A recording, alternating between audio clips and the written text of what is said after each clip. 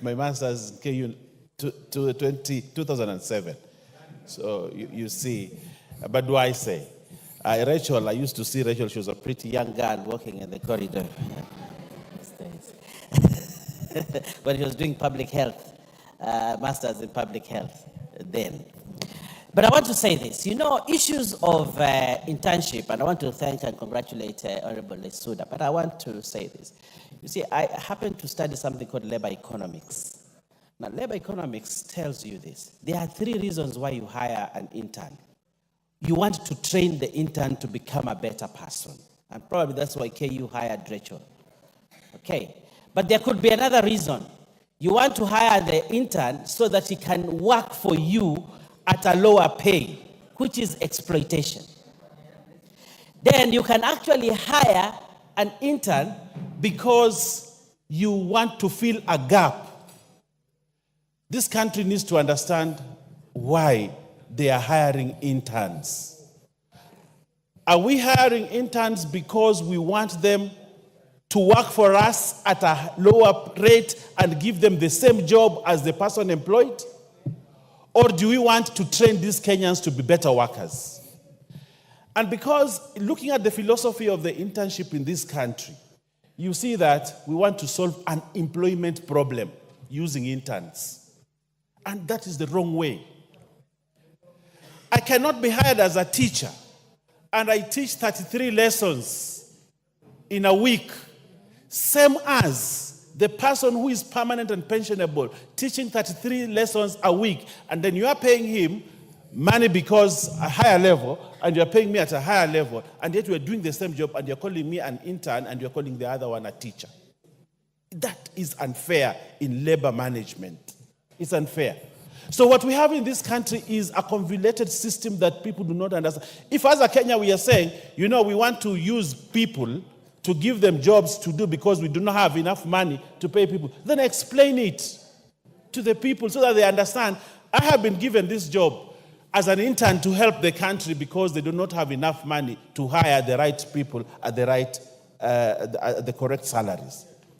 But today, to have a teacher, a professionally trained teacher who has graduated and is waiting for the job market, and to give him a job and say, you're an intern.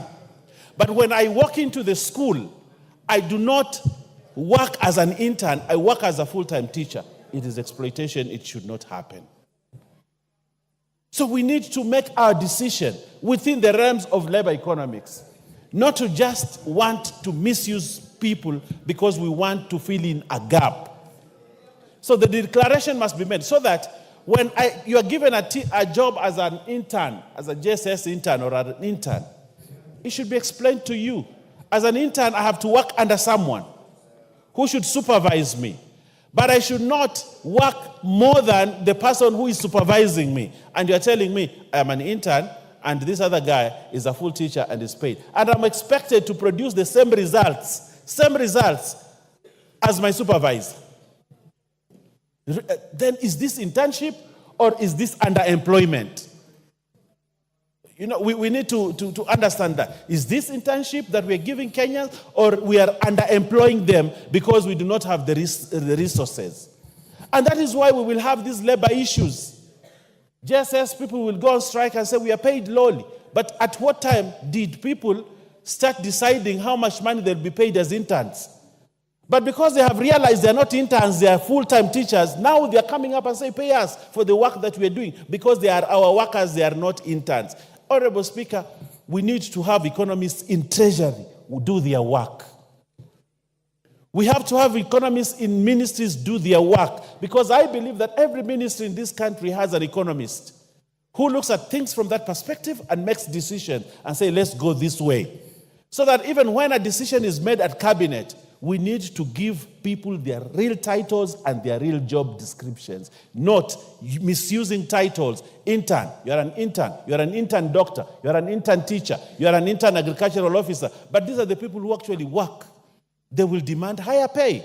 And when they demand higher pay, it is within their right, because they are not being used as, they are not being trained as interns. They are actually employed to do the work.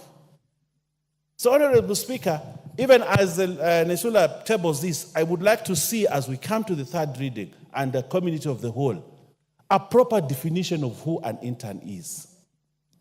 Because if you have a law to say, this is an intern, but this intern should have paternity leave, this intern should have maternity leave, this intern should have these allowances, is that an intern? That cannot be an intern. It cannot be an intern. The definition of an intern is within the labor law. And it is clear, this is an understudy of someone. And it should be given certain benefits as an intern. But when we want to call interns and put them at the same level as people who have been employed as workers, we are going to exploit Kenyans using a law that we are passing in this house. That's what we will do. And we'll have a lot of labor issues. So I want to say in this parliament, let interns be interns.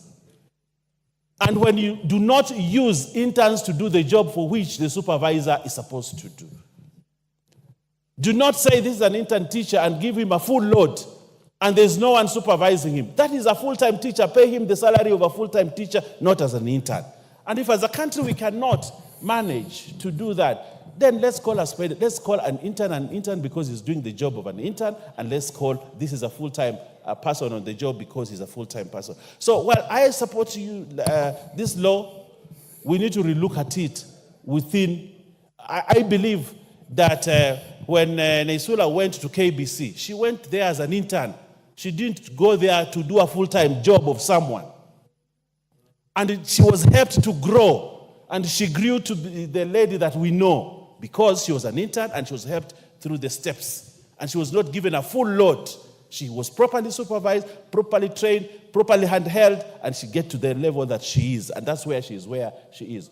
But to transform interns or trying to create jobs by telling these people, you are interns, now you are working. I know at what level an intern should be an intern and when that intern should graduate to be a full-time worker. So let's spare young people. Let's spare young people. Rachel was an intern.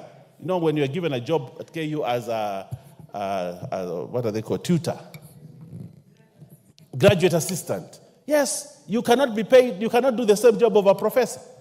She was a graduate assistant. She used to carry books. She used to wipe tables. She used to ensure notes are done. She used to come to the lecture room and sit there and listen to the professor. Because she was a graduate assistant, she was an intern, a properly done intern program. And she graduated to what she is. But these interns that we are saying they are interns, what are they doing? They're not being trained. They're just being used to do work. So let's look at this policy carefully so that we do the right thing for this country. We do not burn out young people by giving them full load of work, and yet we are saying they are interns. I thank you, Honorable Speaker. Very well said, but let's give them maternity leave if they become pregnant. Let's not deny them that. This chance will now go to the Secretary General of the Civil Servants Union, the Honorable Member for Nyatike, Honorable Odege.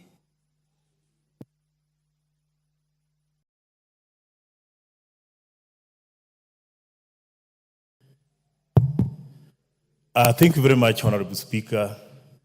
And you'll allow me to first congratulate the mover of the bill, because what she has brought before us here today is very timely.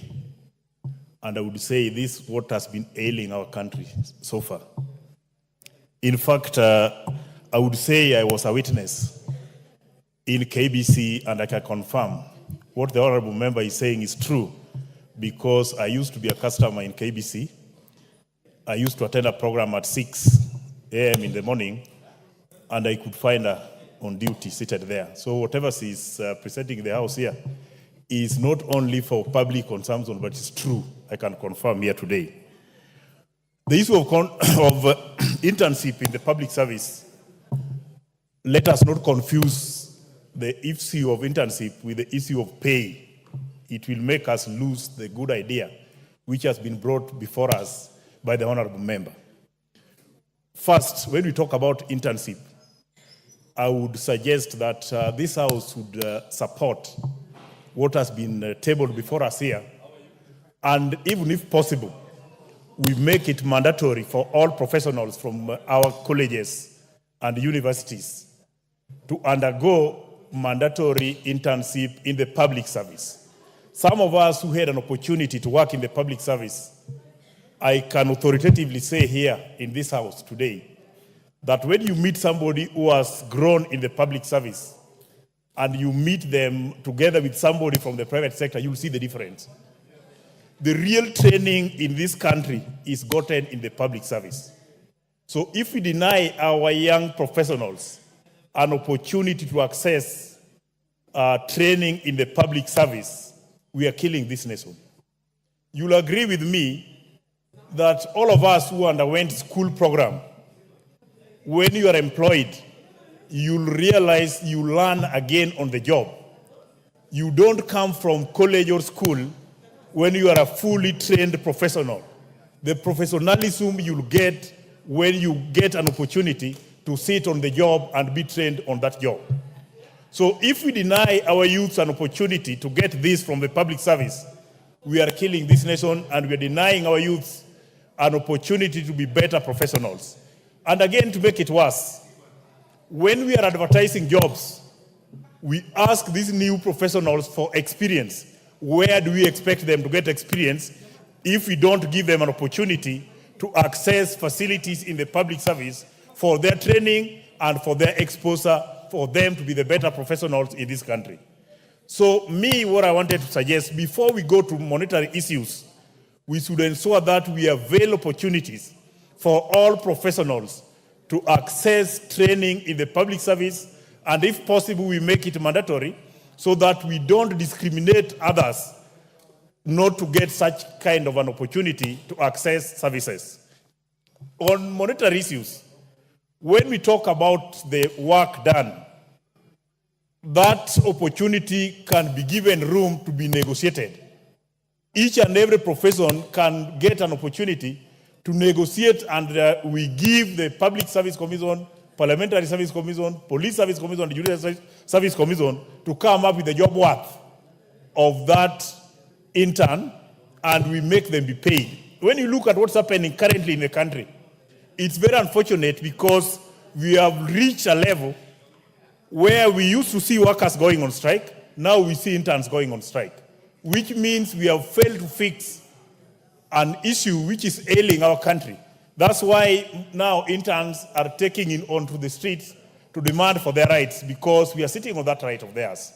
When again you look at the professions we have in this country, there are some professionals who are not able to come out and air their grievances, and they are suffering in silence. Let's talk about accountants. Let's talk about agricultural officers. Let's talk of these are the silent professionals. They are not also not comfortable, but because they don't have an opportunity to come together and air their views, we think they are comfortable because they are not on the streets the way JSS teachers were. So if you are fixing the issue of interns, let us make it broader and ensure that everybody who has trained in this country is given an opportunity and fairness wherever they do their practice. But if we now allow all these strikes to go on, like now, we have clinical officers on the streets. One of the issues they're talking about, interns. We had JSS on the streets. One of the issues, interns.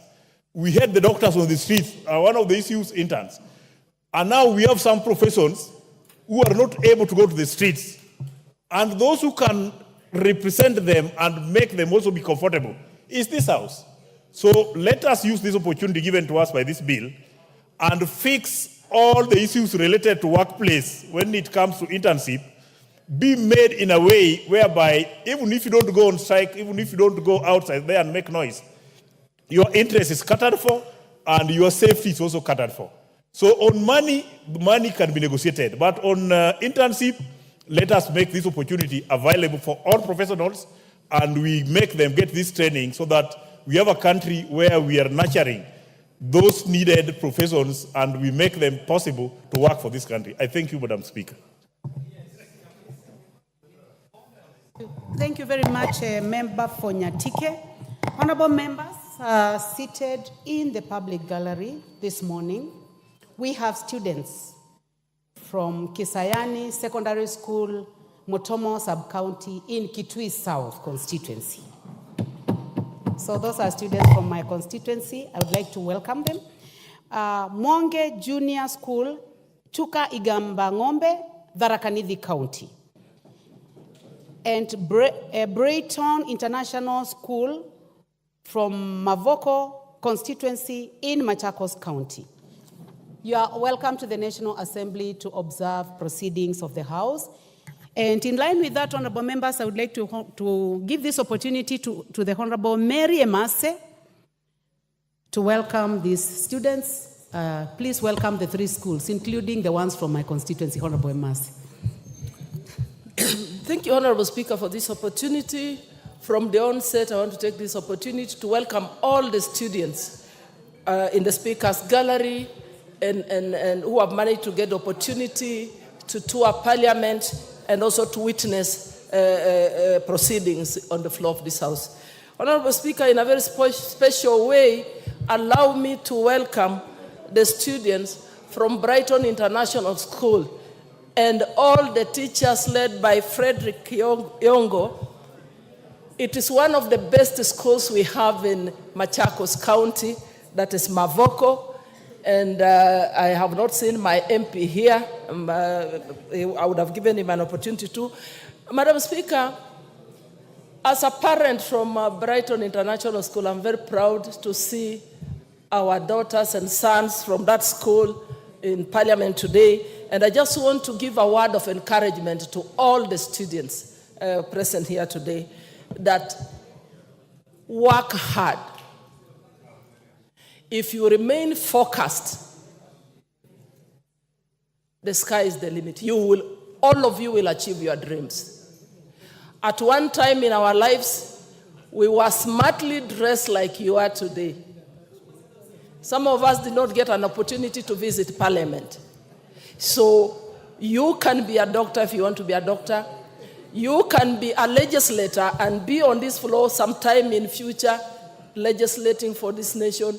You can be an engineer, but you need to work hard because there's no shortcut to success. Thank you, Honorable Speaker. And if you allow me to add my voice to the bill on... You'll do it at a later time. Thank you, Madam Speaker. Welcome. The Honorable Beatrice Elachi.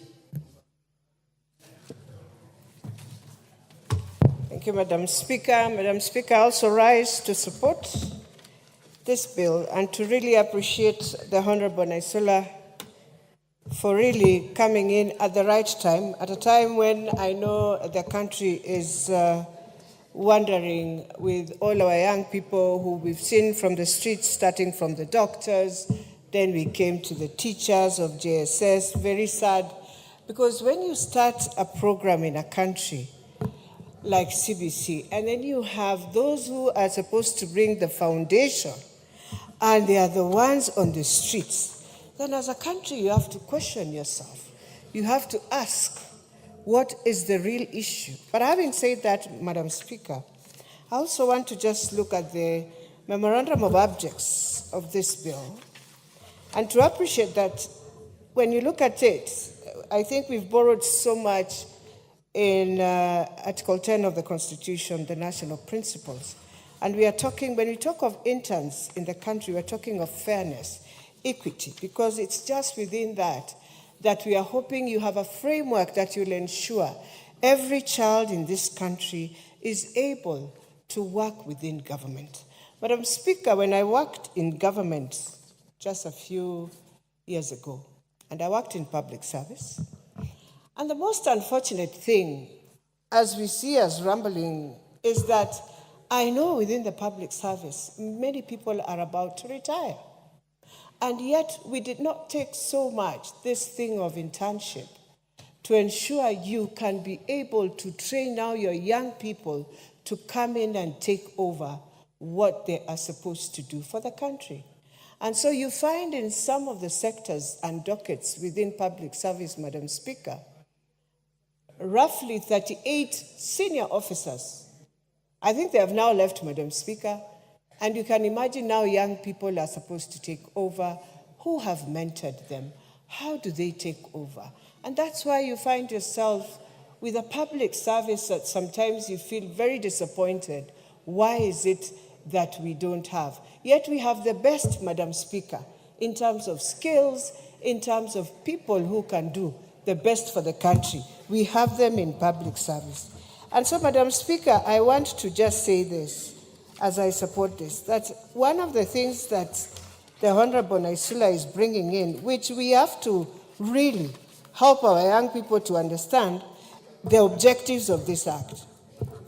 That one, it preserves human dignity as set out under Article 19 of the Constitution. It enhances youth development and employability by creating clear linkages between your education, your training, and work. I was an intern for Professor Wanjiko Kabera, and I remember we were with Daisy. And at that time, we were interns in a program that was there for civic education. And I remember the way Prof mentored us. Yes, in a very tough way. And I want to tell young people, there is no internship that will be simple. There is no internship on a silver platter. Then you won't get employed. And also, always remember in the laws of employment that there is probation. So even our interns of JSS, I don't know whether they understand, there is probation for 6 months. And the employer has a right to employ or not to employ. You see, sometimes we are talking here and we put in politics, and we forget these are people who are going to mentor and to teach the next future leaders of the country. And so we have to be very clear as leaders, as parents, that you cannot. You are on probation. Go and read your letter of intern. What did you agree with the employer?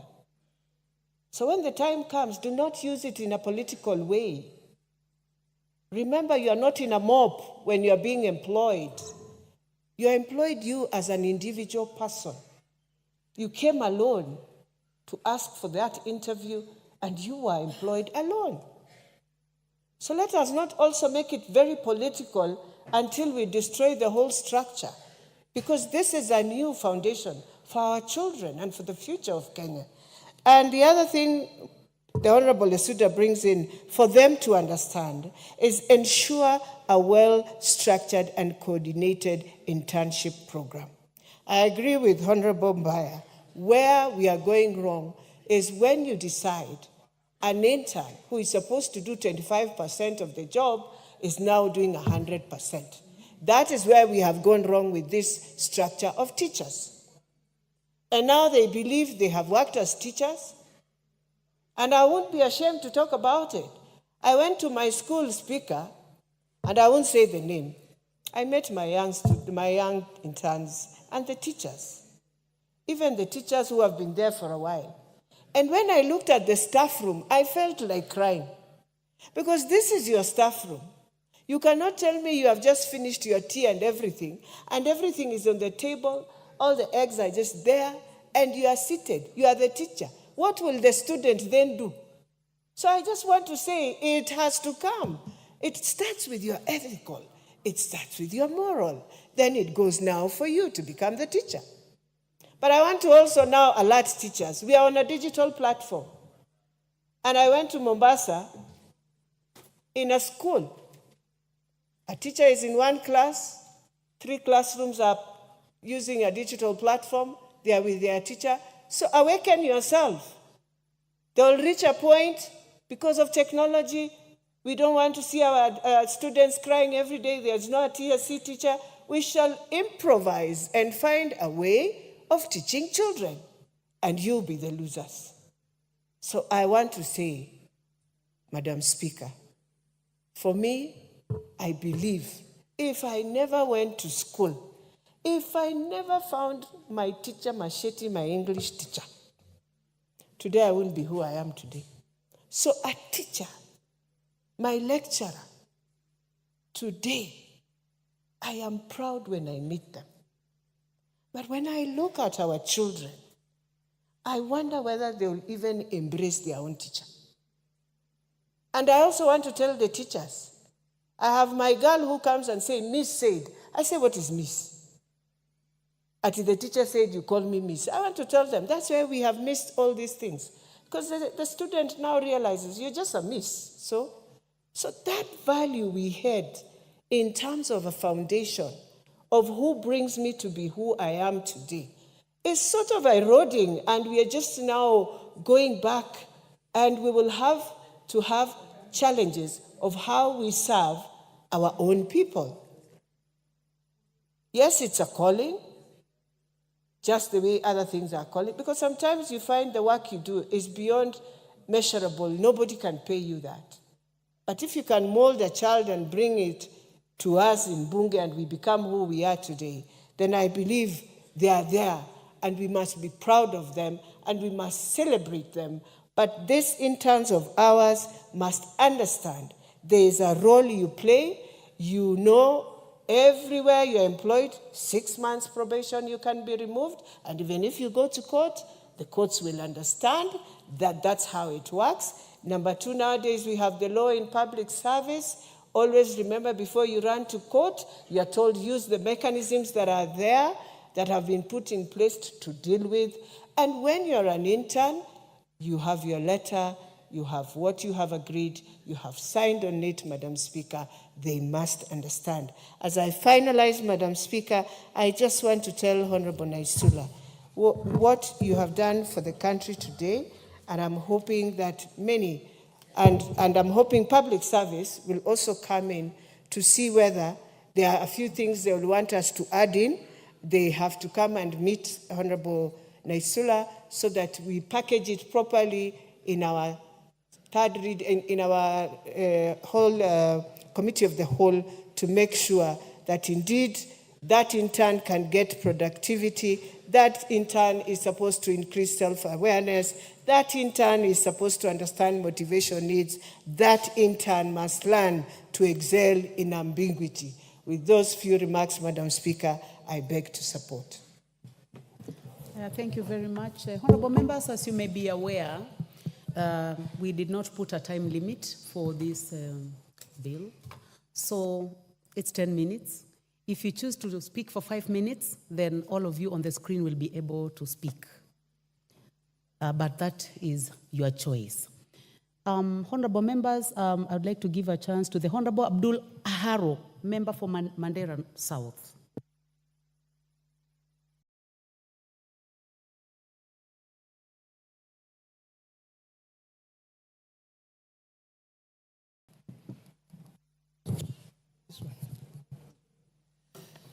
Thank you, Honorable Speaker, for giving me this opportunity to make my contribution on this very important bill. From the onset, I must say that I support this bill, the Public Service Internship Bill, by Honorable Naisula Lesuda of Samburu West. This bill is timely and most welcome. Honorable Speaker, I'll start by saying that Article 55 of the Constitution provides that the state shall take measures including affirmative action, programs to ensure that youth have access to service such as education, training, and employment, and also have opportunities to participate in socio-economic spheres. Honorable Speaker, Kenya currently does not have a robust law on internship. That is why this bill by Honorable Lesuda is very timely and most welcome, and it is going to cure some of the problems that we have had in this sector. Honorable Speaker, it is a fact that most private and public firms do not pay interns, and many interns struggle on daily basis as they attend to their duties of internship in those public and private institutions. Some of those institutions pay out of their own volition, and this is the reason why we must have a legal framework to make sure that these private and public institutions are governed by provisions of law to be able to support these interns as they do their internship. So this brings us, before I go to that, Honorable Speaker, even the National Employment Authority Act only talks of, issues of placement of interns in public and public institutions, but does not address the question of the stipends or payment for these interns. That's why this bill is very important. And this brings me to the question of who are these interns? What are interns? According to the online Oxford Dictionary, the position, intern is the position of a student or trainee who works in an organization, sometimes without pay, in order to gain work experience or satisfy requirements for qualification. This is the definition of interns. Honorable Speaker, as it has been said by other contributors before me, these interns have also been misused. Apart from not being paid, they've also been misused. For example, some have been used, these interns who are actually professionals, like has been mentioned before. Some are teachers, some are doctors, some are lawyers, some are engineers, and some are technologists. But they have been misused to, and reduced to photocopy assistants, messengers, storekeepers, office cleaners, errand boys and girls. And that is why this bill is very important, because it gives dignity to the whole question around internship. The bill addresses the question of the welfare of the interns, the matter around monthly pay, the questions around sick leave, especially in Article 10, Section 10 and Section 11. It talks about the question of personal accident insurance cover, and of course the question around subsistence, so that these interns, when they go and work in those institutions, public or private, are able to be supported by some small stipend for their food, for fare, and for airtime for their phones. Honorable Speaker, the bill also moves to address the question of the working conditions for these interns, and it covers interns not working only in the national government institution, but it also covers interns working in the county governments. Honorable Speaker, the bill also addresses the question of duration of the internship, up to 12 months.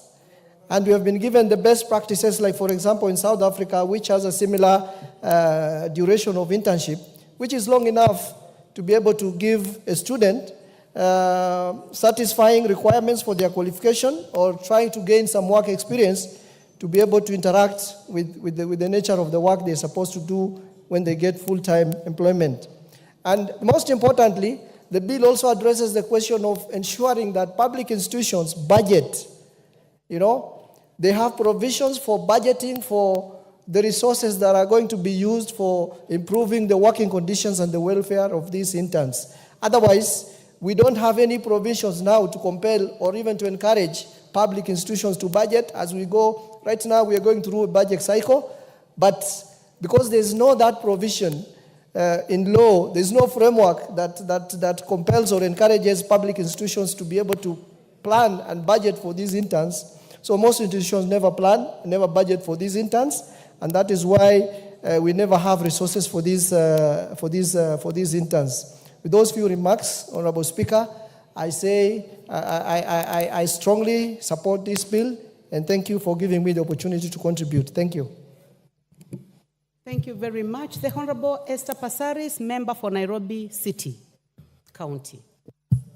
Thank you, Madam Speaker. Madam Speaker, I stand to support my colleague, Honorable Naisula, for bringing this public service internship bill, bill number 63 of 2022, and the Committee of Labor for their work into making sure it comes to this stage.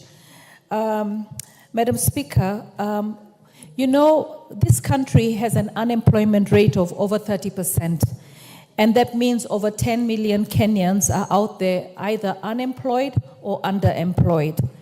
Without the structures that we need to have on internships and without the legal laws to support it, we will end up having a lot of underemployed citizens.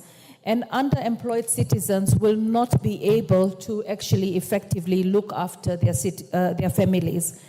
When we come up with a bill such as this, we're putting legal frameworks, we're making sure that the monthly stipend is actually decent enough for them to be able to sustain their families.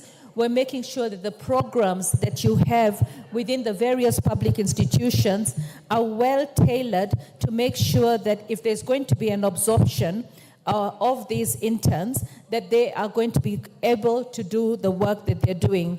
I know that the Teacher Service Commission has an internship program of 2 years, where they guarantee absorption of everyone. And I think it's important, when I heard Honorable Elachi speak, she mentioned that you're employed as an individual. I think as a country, we have two areas that really have done us good, but they're also our undoing. One of the areas is that we go and rush to court with everything.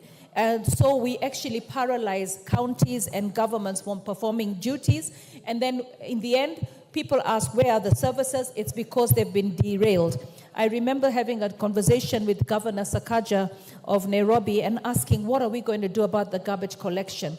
Somebody had gone to court and stopped the contract that they were about to enter with somebody who had won the bid to be able to help us sort out our garbage through recycling programs. So when we go to court or when we demonstrate, sometimes we demonstrate and then we injure ourselves. I look at Teacher Service Commission right now because that's the hot topic. And they had a number of interns. Normally they absorb the interns over 2 years. But I believe that they have a collective bargaining agreement to that effect. But I believe now that we're going to have the law that says the intern should not be more than 6 to 12 months, then that collective bargaining agreement will have to be renegotiated so that we are able to then absorb them in 12 months. I think to have an intern for 2 years is actually not right.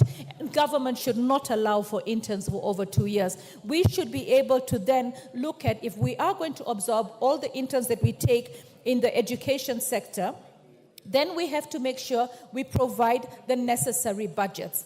And how do these budgets come? It will not be 100% budget because you will have some teachers that are retiring. So we need to make sure that the money for interns is strictly used, and the monitoring and evaluation for intern budgets, which I understand this year's budget is going to be over 2 billion. We have to make sure that when we budget for interns, it is used for interns. It is not used for any other program within the public sector. I like that we will provide for sick leave, we will provide for maternity, we will provide for paternity. Because if we don't provide for that, then when an intern wants to be absorbed and she goes for the interview and she's pregnant, then you will find they will be looked at as a burden. But if it is provided for in law, then there will be no discrimination of anyone who is pregnant. And then illnesses catches at any point. You can walk into an interview absolutely healthy, and 6 months down the line, you're diagnosed with something. So I think we have to have a humane way of dealing with our employees, whether permanent or under intern programs. Now, when it comes to the country at large, I think there is an important need to do a census of our population, because that will also inform where we allocate the most budgets from the 2 billion budget that we have for interns. When we look at our population and we realize that we have the number of unemployed teachers is way higher than the number of unemployed doctors or nurses, then we know that the absorption of interns in the education sector or in the medical sector has to be, the budgets have to be given relative to the amount of people that are unemployed. If we do not conduct a census on the number of people that we have unemployed in our country and the qualifications that they bear and the experiences that they bear, then we are not able to effectively provide the budgets to actually grow the specific industry. I believe that we need to budget based on the training of our population, and we also need to guide our population on where we have overtrained personnel and we need more people in a specific sector. I remember there was a time when Singapore was looking at a certain area of their country as they were progressing, and they realized that that particular area, not many people were buying into the development and the growth and prosperity of Singapore. And what did they realize? That particular area, the people were professionals, were either lawyers or doctors, accountants. So what they did is they made sure that they made that into a hub to provide those services. So we need to be able to think forward and think of how we place resources. We place resources based on the population. we inform the population. There's no need when you have probably 2 million teachers that are unemployed and our absorption rate is 20%, that we encourage more training of teachers. We need to then look at them and counsel them. And counseling for future career prospects is very important. And as long as a country we don't do that, then we will be taking interns that we can't absorb. Now, having said that, we also have to realize that if the government can only employ X amount, then we need to figure out how are we going to work with the private sector? How are we going to make it lucrative for the private sector to buy into the internship program that the government wants to have? What are the incentives that we're giving the private sector to absorb our interns? Because, having 10 million citizens out there unemployed, and I guess when the government is looking for bilateral contracts to try and export labor, it's also recognizing that our absorption rate of the unemployed has been actually dwindling. So we also have to make sure that as we do this budget and pass the budget and the finance bill, we need to make sure that as a country, we are going to protect the jobs that we have and the corporates that we have. Because if we don't protect the jobs that we have and the corporates that we have and the manufacturing industry and the financial industry, then we are going to have people moving into neighboring countries. And when people start moving into neighboring countries, what does that mean with the COMESA agreement? Is that we will become consumers, our people will not have jobs. So we need to find that balance. And I pray that we find that balance, because if we don't find that balance, then we're going to have an even more shrinking unemployment. We will not be able to absorb the interns, and we will not be able to basically attract corporate investors and manufacturers, and even our own Kenyan manufacturers right now are looking for where can they make the most money. So I think there is an importance for the people that economically advise the government on how we're going to go forward, to actually start taking off their blinders and thinking outside the box. Because when you think you know it all, you could be actually creating problems that will not only affect us now, but will affect us for generations to come. Because if an industry closes down or an industry moves out of this country, to bring it back will be impossible. So I think we should have a high retention rate of whatever we have that is creating employment opportunities for our people. All in all, I believe that this country can only go forward when we move together, when we're sensitized about the needs of our people, when we listen. And that's why God gave us 2 ears and 1 mouth. It's important that we listen. And I pray that we start listening now, because Kenyans out there are suffering. And right now, when we talk about 2 billion shillings in the intern budget, it's because we will need to collect that money. But then also, those interns out there, remember that when we budget, we're also trying to provide for you. All in all, the day we deal with corruption is the day the prosperity of this nation will be restored, re-engineered, and everyone will become rich. Thank you for allowing me this opportunity, Madam Speaker. Thank you, Member for Nairobi County. The Honorable Michael Mushira, Member for Oljoro. Thank you, Madam Speaker. Madam Speaker, I rise to support the Public Service Internship Bill of 2022 as sponsored by the member for Samburu West, Honorable Naisura Lesuda. And Madam Speaker, let me start by applauding the member for bringing this bill at the right time. Madam Speaker, every year we appropriate money for the internship program. And Madam Speaker, we do not have a legal framework to answer this program. We do it on the basis of the goodwill for the current government. But Madam Speaker, we know that goodwill alone is not good enough. The goodwill needs to be backed up by the necessary legal framework, and this is what this bill is trying to do. Madam Speaker, we've had court's pronouncement on this internship program, especially in the JSS program, where the court nullified the internship program because there exists no legal framework for this program. Madam Speaker, this bill will try to sort out this. Madam Speaker, we also know that the basis on which the TSC engaged the interns, it was actually not internship program. It was employment, because, Madam Speaker, there's no way you can, the way my understanding on internship is that you are working under a mentor. But on this JSS program, there was nobody mentoring these interns. So, Madam Speaker, let it be clear that what the TSC did on JSS interns, it was not internship programs. It was employment, because there was nobody to mentor the interns who are employed by the TSC. Having said that, Madam Speaker, we all know that the importance of this program, because the purpose of internship is to ensure that the fresh graduates, the graduates who have graduated fresh from the university, are able to acquire the necessary skills and experience to enhance their employability. Madam Speaker, the civil service, our civil service as it is the best trained and skilled civil service, and therefore it is the best that our interns can learn from it.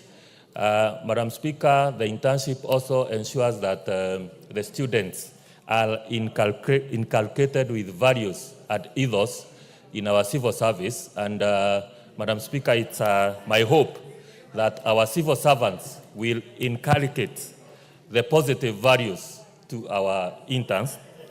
Madam Speaker, this bill also enumerates the responsibilities and the entitlements of the interns. When an intern joins the civil service or the public service, it will be clear what his or her responsibility is, as well what his or her entitlement is in terms of stipends. And Madam Speaker, on the issue of stipends, I would wish probably if this can be clear and we enumerate the minimum stipends so that we avoid exploitation, just like we have the minimum wage bill. It's also important that we have the minimum stipend that the interns in the public service will be earning. Madam Speaker, the issue of course, the entitlements like the sick leave.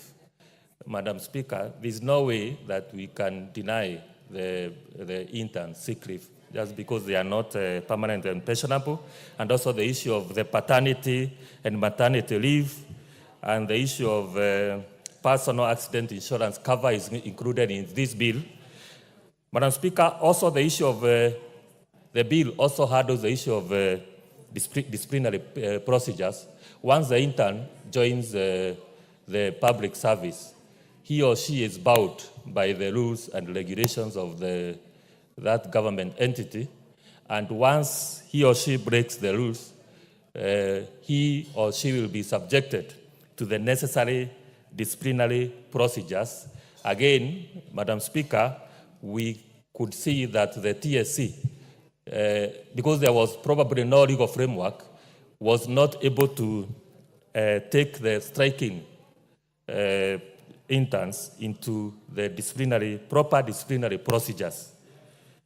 Madam Speaker, this bill also stipulates the ways of recruitment of interns to ensure that it is transparency, to ensure that there is accountability, to ensure that there is fairness, and that every intern from every corner of this country has the same probability of being absorbed into the public service as intern as any other. And therefore, it is our expectation that we pass this bill. Once any recruitment takes place, it will reflect the gender and regional balance, and it will not be skewed.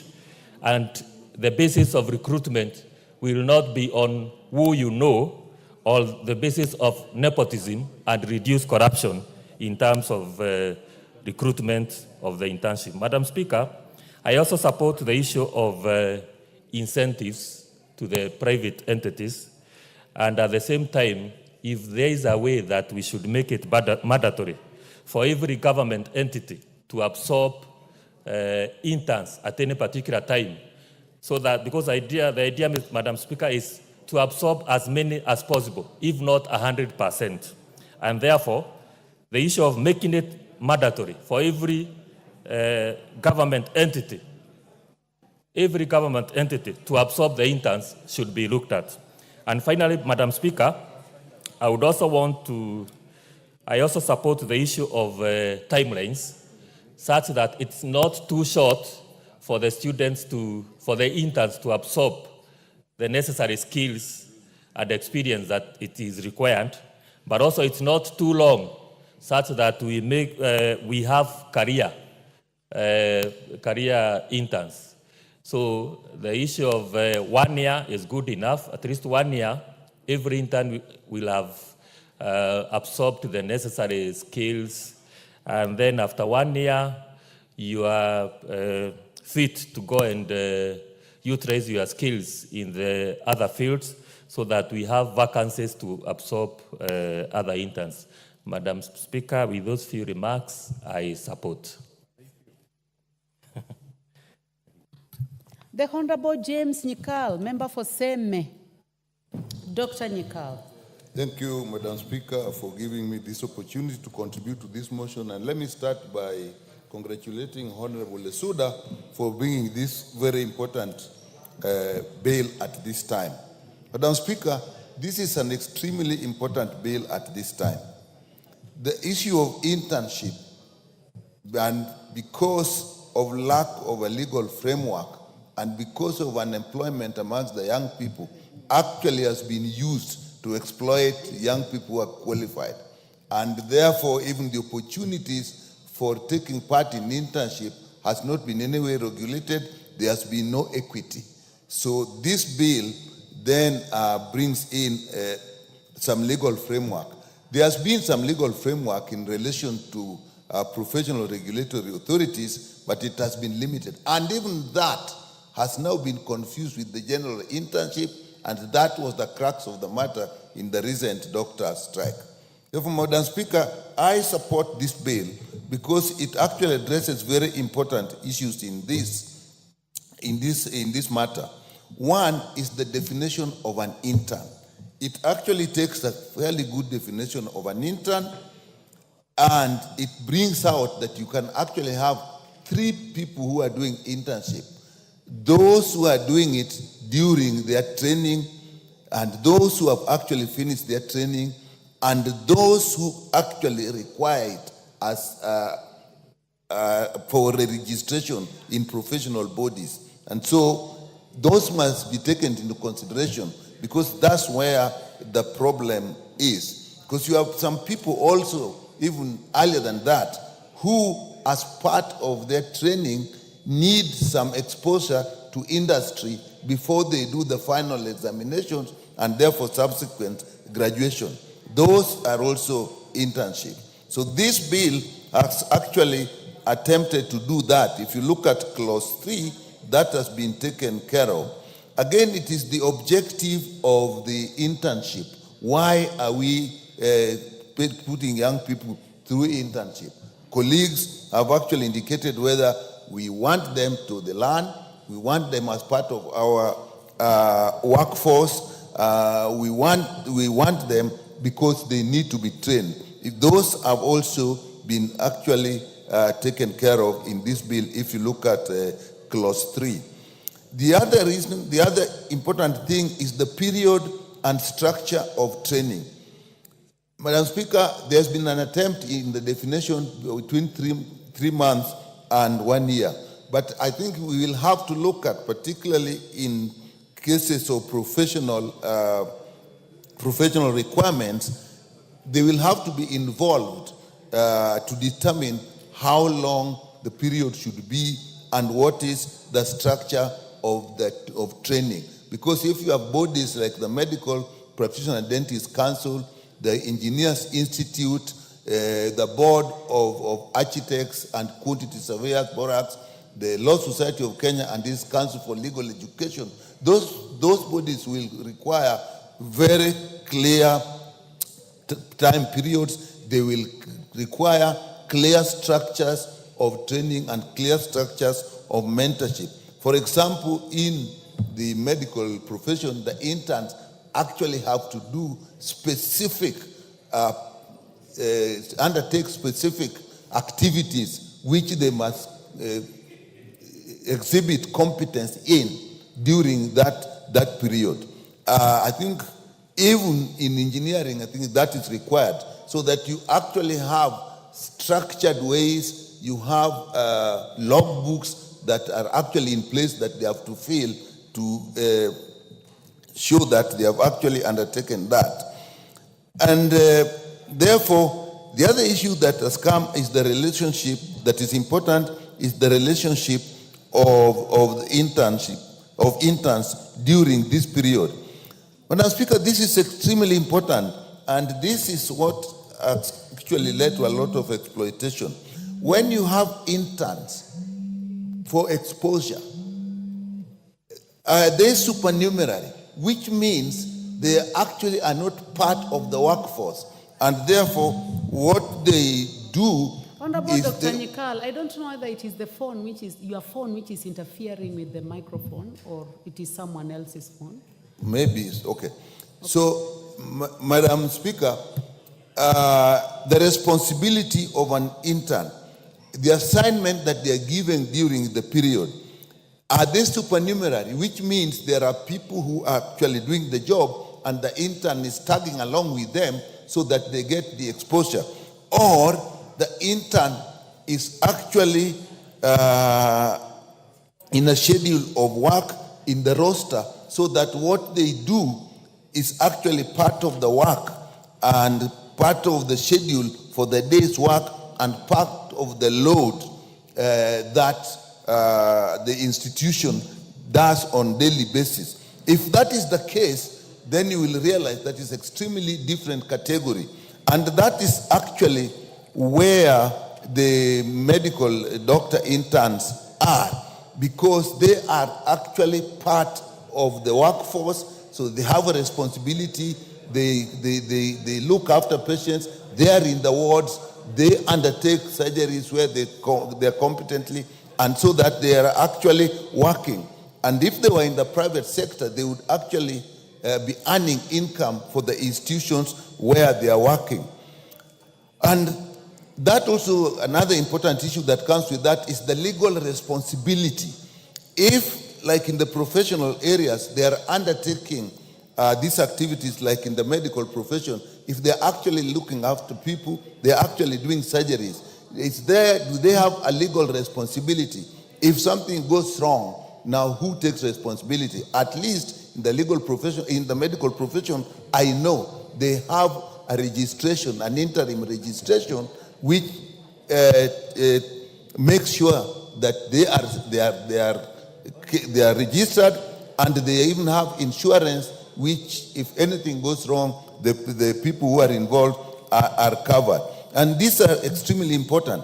And Madam Speaker, it's also important when you have the intern, what is their position in the structure of the organization? Are they just another person in the organization? Are there clearly stated responsibilities that they have? I can tell you the medical, the intern doctors are part of any working hospital where you have the intern as the first on call, the medical officer as the second on call, and the consultant as the third on call. So that in a structured institution, if they are not there, then the institution is not working. That is a completely different situation where there are people who are working as supernumerary, who are working, tagging along with others. Again, those, we have to have a structure. And I've noted in the bill that there have been attempts to do this, like in clause 2, even the role of the supervisor and the mentor has actually been stated. So that is extremely important. And the third thing, the fourth thing, Madam Speaker, is remuneration. That will depend what is their role? If they are part of the structure of the organization, if they are part of the structure of the workforce, if they are given responsibility. Madam Speaker, can I tell you from my personal experience, as an intern, one weekend, I worked from Friday morning up to Sunday evening with very little time for sleep, even for meals, and actually taking care of several wards at the same time. Now, you will not say that that is supernumerary. And so when, as people have been indicated, during the strike, the interns were asking for 206,000. This is somebody who is working. So that is that, as opposed to people who are on supernumerary. So that I am happy has been taken care of here. Madam Speaker, it's also important that when we have them and they're working in industry, how does it relate to the law, the labor laws? What are they entitled to? Look at the issue of the JSS teachers. They were there, they were called interns, but these are teachers who are qualified, teachers who have TSC registrations, but then we call them interns. Now, were they subject to the labor laws? Now we are dismissing them. What is protecting them? So these are areas that we must look at. And finally, Madam Speaker, unless we have this law in place, and I beg my colleagues that we pass it, even with amendments, there will be a great danger of exploitation. This is for the public service, but it must also give guidelines, and we may need another law to take care of internship in the private sector. With that, Thank you very much, Dr. Nyekao. The Honorable Johanna Ngeno, member for Emurua Dikiri. Thank you, Madam Speaker, for this opportunity also to support this bill, the bill on the internship. Madam Speaker, I wish to thank the member for Samburu, Mheshimiwa Shemeji, for bringing this particular bill, Lesuda. Congratulations for remembering those young people outside there who are suffering and trying to find their way to the economy of this country.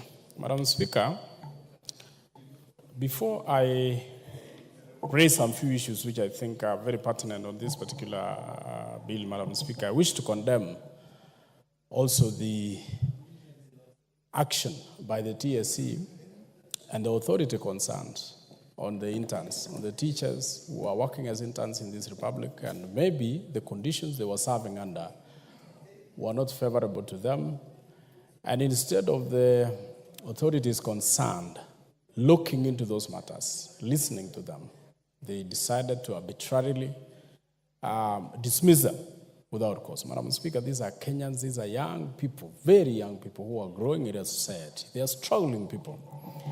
And therefore, I wish to condemn and wish to ask them to reverse that situation. I know the Committee on Education have summoned those particular individuals who are concerned to come and answer some few questions. But I think the most immediate action that should be taken by the committee is to ensure that the arbitrary dismissal of those interns is reversed without condition. Madam Speaker, many of us who at one point or another finished our colleges, universities, were also involved in this exercise of internship. And we all understand the conditions, we all understand the turmoils, and of course, we also understand the challenges that go with it. And therefore, when we see authorities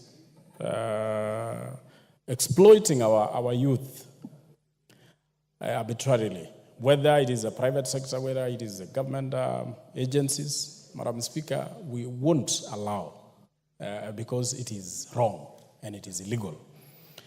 And this one also goes to several other agencies, Madam Speaker, not only TSC. Of course, it is not only on this issue of interns. TSC has always been interdicting many teachers without reason.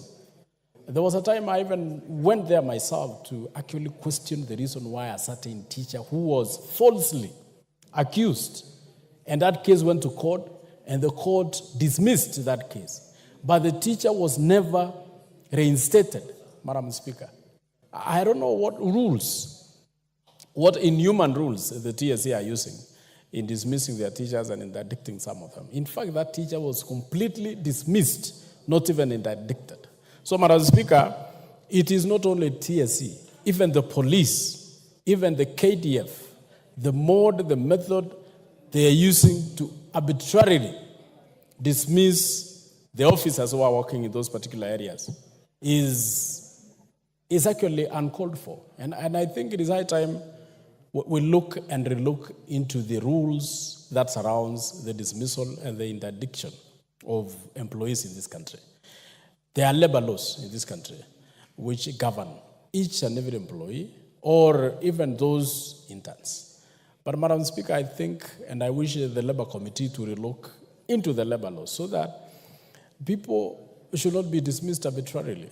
People should, in fact, any dismissal should be given, any person who is to be dismissed should be given a fair hearing, both by the department or the agency that is trying to dismiss, and also even up to the level of the courts. Because sometimes the agencies become partisan. The agencies sometimes also become, they behave in a very unruly way.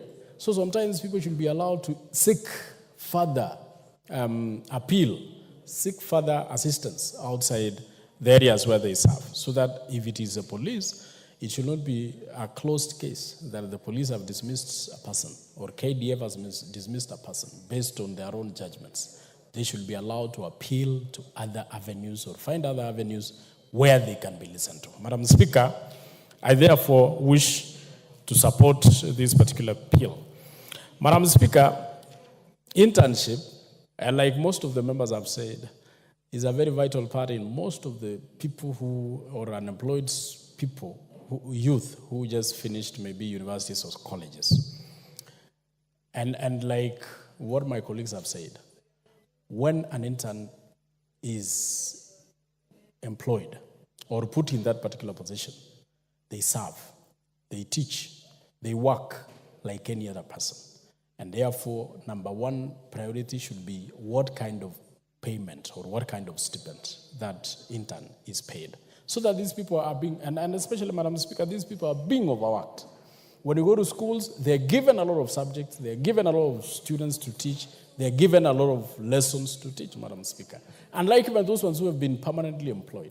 Therefore, the kind of stipend these particular interns receive must be in tandem with the kind of work they are normally, and the rules should be that it should not be the decision of the body, the agency that is employing these interns, or that is actually recruiting the interns, that determines majorly it should be also under the SRC, the stipends or the kind of amount of money to be paid to the interns should also be determined by SRC, Madam Speaker, so that people will not take advantage of these interns, because mostly these are very vulnerable people, and sometimes they are not able, they don't have the capacity to negotiate, and therefore this one also should be determined by the SRC. Madam Speaker, I also believe that an intern is a very qualified person to be employed. And I like what the bill says, that the maximum number of months an intern should work is 12 months. Madam Speaker, but the question is, after 12 months, what happens? Because mostly, these are people who are properly qualified to be employed. And Madam Speaker, my main worry is that most of these interns, once they complete the number of months which they are supposed to be working as interns, they go home. There should be an amendment, and I am proposing an amendment, Madam Speaker, to this particular bill, that every intern who has worked as an intern must be employed or confirmed immediately at the conclusion of the number of months that intern is working. Because why, Madam Speaker? If we need interns, for example, in the TSE, if we think we need interns like we did in the previous time, we employed over 36,000 or 30,000 interns. That means there is a shortage of teachers. So if you are going to be using the interns for only 12 months and you dismiss them, what does that tell you? What are you going to do to the positions that were vacant before you bring in the interns? That therefore, Madam Speaker, and not only on TSC or any other area where there are interns, it means there is a shortage of employment. There is a shortage of employees in those particular agencies. And therefore, I wish to be included in this bill that any intern that is put to work immediately on completion of the intern period should be confirmed and employed permanently by the state agency or the department where those interns were employed, so that we can assure them of employment.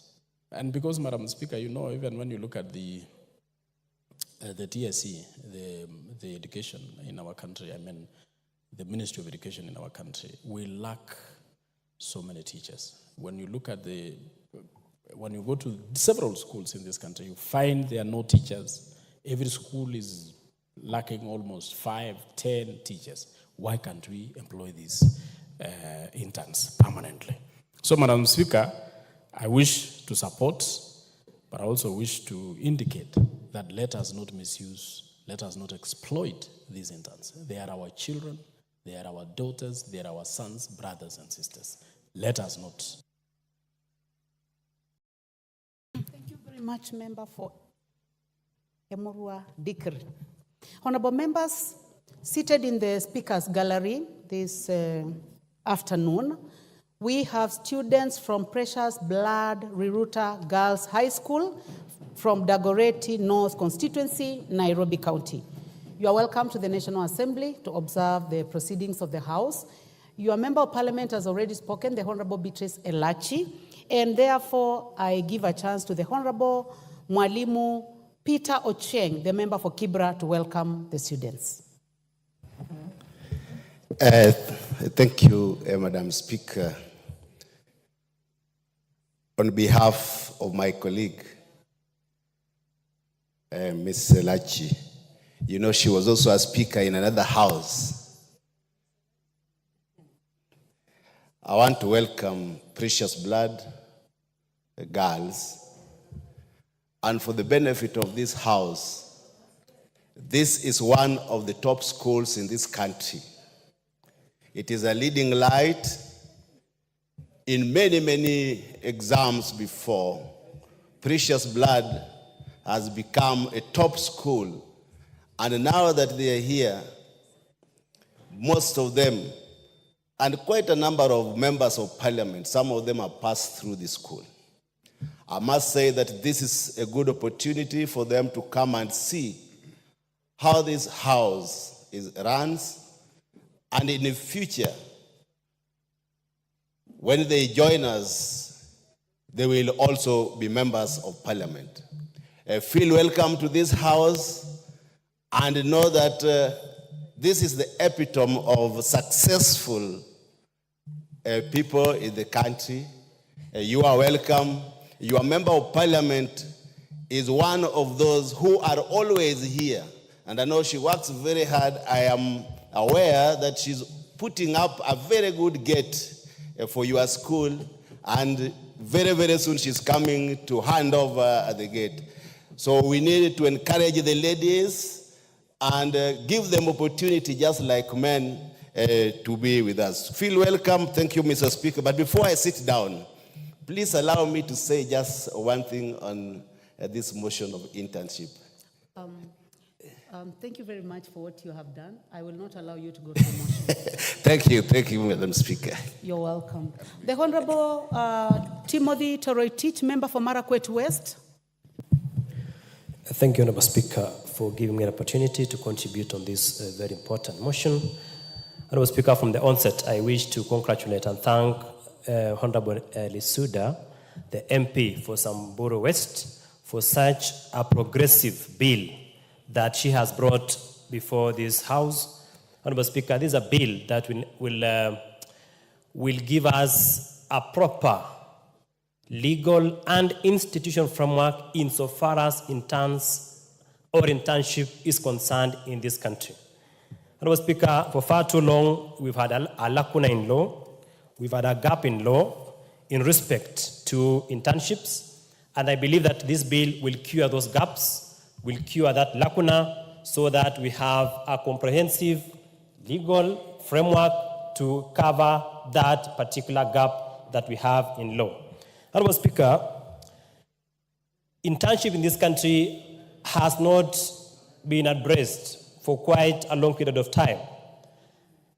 And we have left interns to the hands of institutions that do not follow a specific legislation to be able to protect the interests of interns. Honorable Speaker, it is time that these interns are dignified pursuant to this law that we shall be able to debate in this House and possibly pass. And I call upon the members of this House that when the time comes, we pass this law so that we dignify our interns. Honorable Speaker, recently there was a court ruling which was before the Employment and Labor Relations Court in the High Court at Milimani. Honorable Speaker, that case was between an NGO called Forum for Good Governance and Human Rights versus TSC and two others. Honorable Speaker, the premise of that ruling, the substratum of that ruling, was that the teacher interns who are employed by the Teacher Service Commission, that the entire process was declared a nullity. Honorable Speaker, if I have read the case, Justice Ongoya had this to say in respect to that case. He said that the respondents, meaning the TSC, have not exhibited statutory, regulatory, or policy arrangements that would entitle the first respondent, TSC, to employ interns. Honorable Speaker, that means that the court was not satisfied that TSC would employ interns without a proper legal and institutional framework. Honorable Speaker, the court further went to say that the commission violated their right to fair labor practice by giving them internship positions that while they were qualified and possessed teaching licenses. Honorable Speaker, purely it signifies and underscores, underpins the importance of this legislation. If this law was in place, the court would not have declared employment of teacher interns as illegal and unconstitutional. Now that we have such a legal framework, and if it is passed, it is enacted by this House, it means that the issue of teacher interns and all other interns in the public service, then they will have been protected by the law. Honorable Speaker, I am a product of internship. When I completed my postgraduate in law, then thereafter, before you are admitted to the bar, you undergo what you call pupillage under a private law firm, where you are under the tutelage of a senior legal counsel.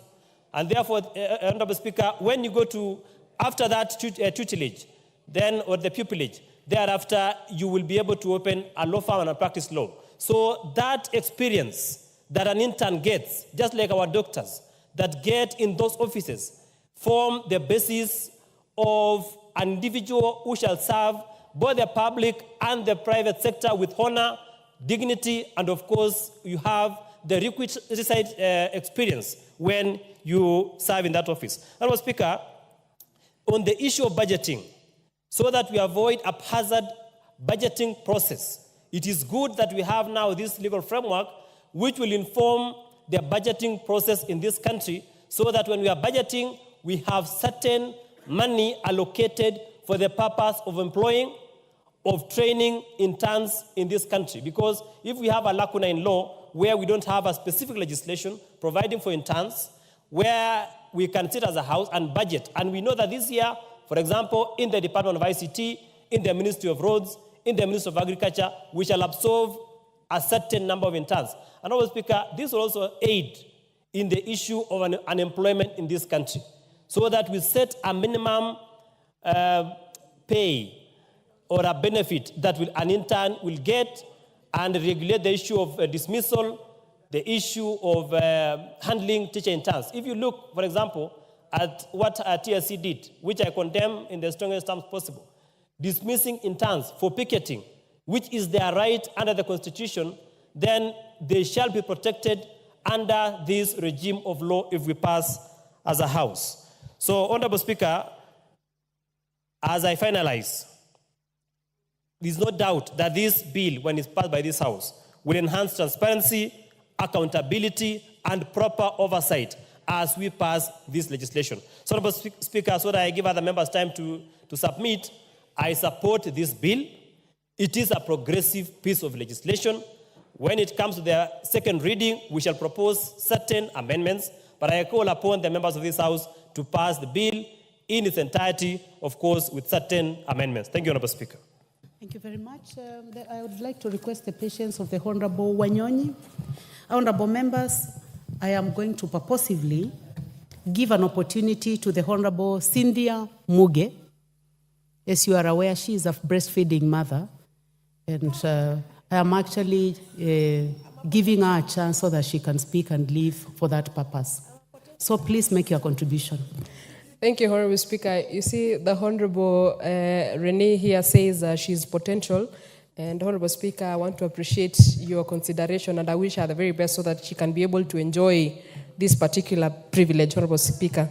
Honorable Speaker, that speaks a lot about you being a mother and being a very caring leader who considers even the well-being of the young persons that we are raising up. Honorable Speaker, allow me to appreciate the Honorable Naisula Lesuda for this very progressive bill that she has brought to this House.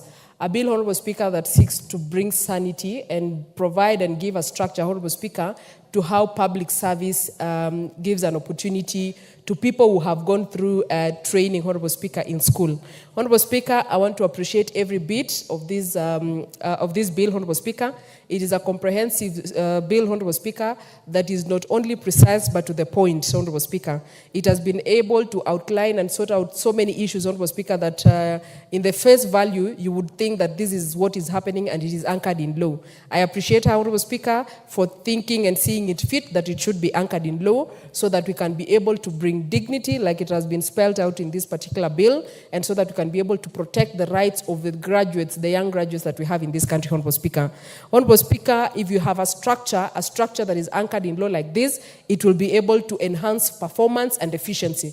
Honorable Speaker, it will be seamless and smooth for us to going forward and allow the public service to be able to onboard graduates in different disciplines and fields, Honorable Speaker, to earn and gain experience. Honorable Speaker, many people might ignore the importance of an internship, but it is actually what will deny you a job or give you a job in the near future. Honorable Speaker, if you look at the advertisements for jobs in this country, it actually gives you, a requirement, Honorable Speaker, that says things like 4 years experience or 5 years experience or 3 years experience. Honorable Speaker, if you get an opportunity in a structured manner in a country like Kenya, where you have a provided for 12 months, that is 1 year in internship, Honorable Speaker, you can easily meet the other requirements by finding other places that you can be able to intern. So, Honorable Speaker, this is a very progressive bill.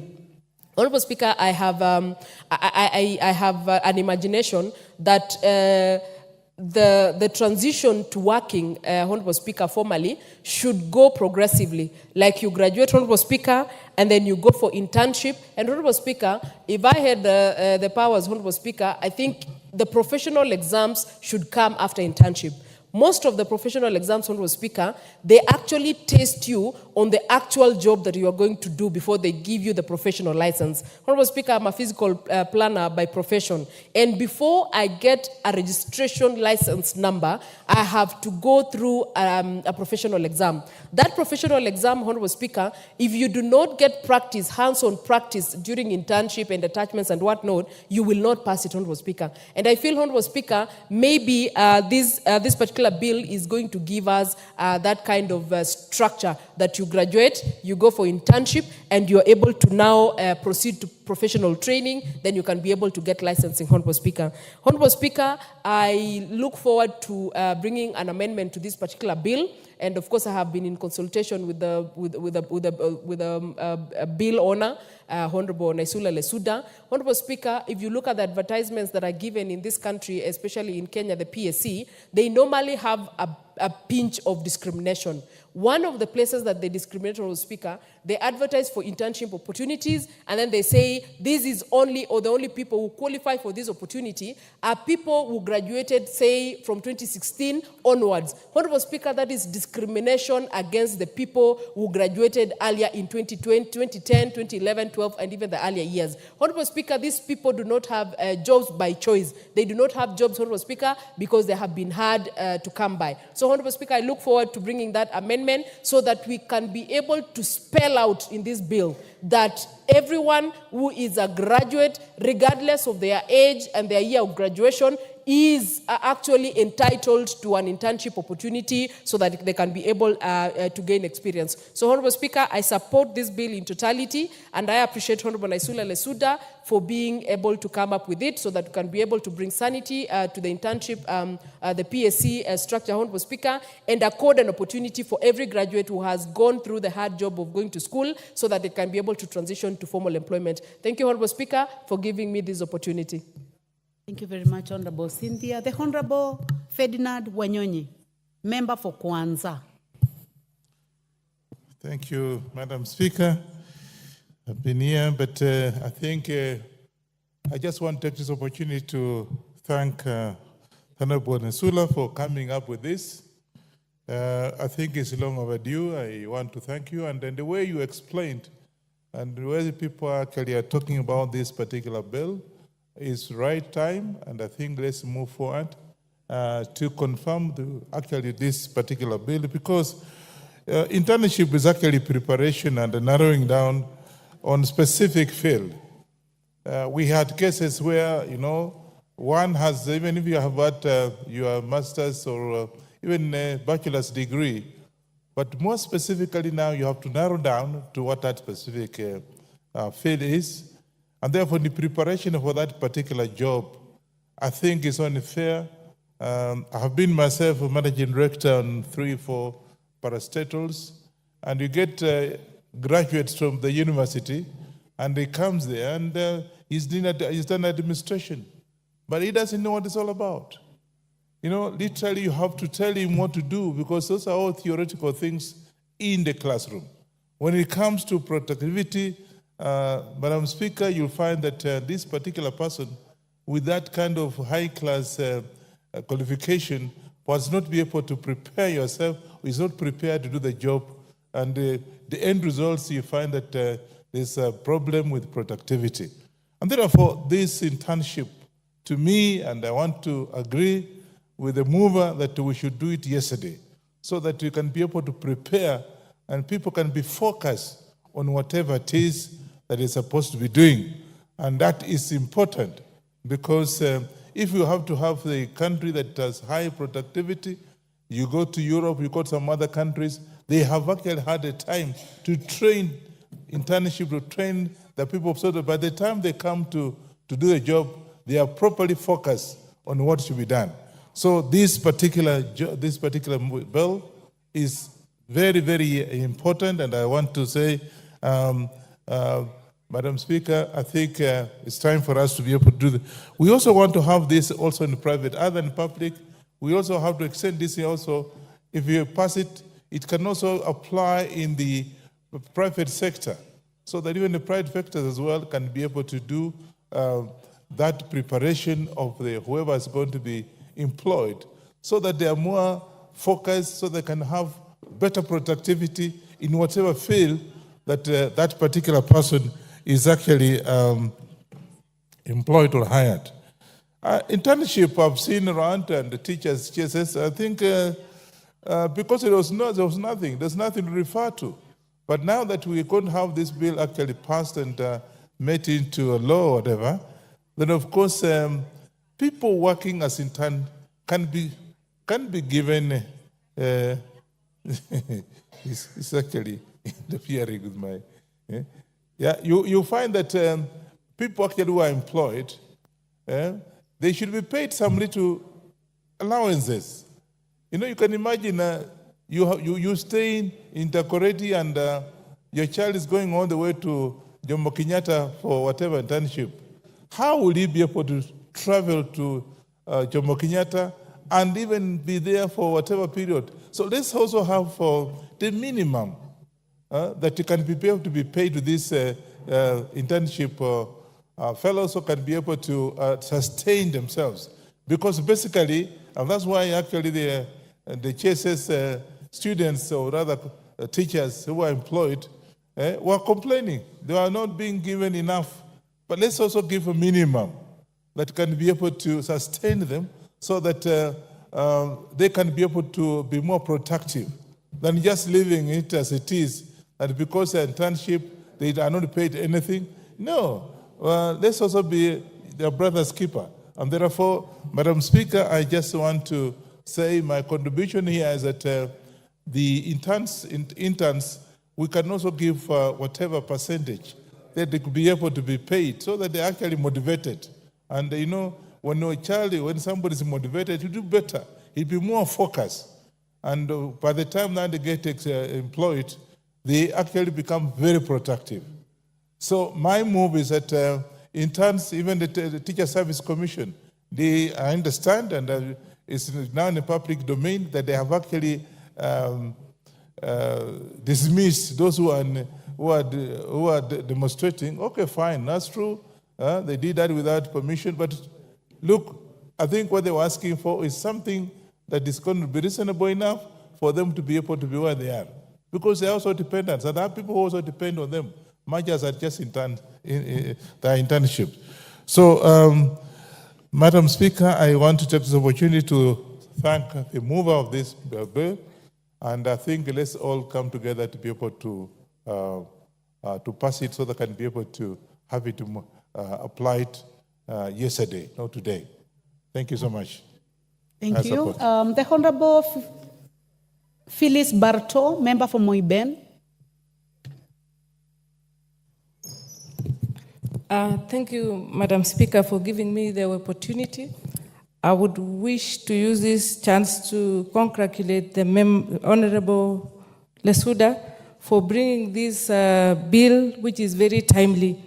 Madam Speaker, of late, we have seen so many interns in the streets demonstrating, starting from the medical interns to the teachers in JSS, and maybe there are others on the way. And I think this internship business should be put in a legal framework so that it is structured and we'll not see such cases of strikes by the interns. Madam Speaker, an intern or internship is supposed to be a launching pad for one who is in a career.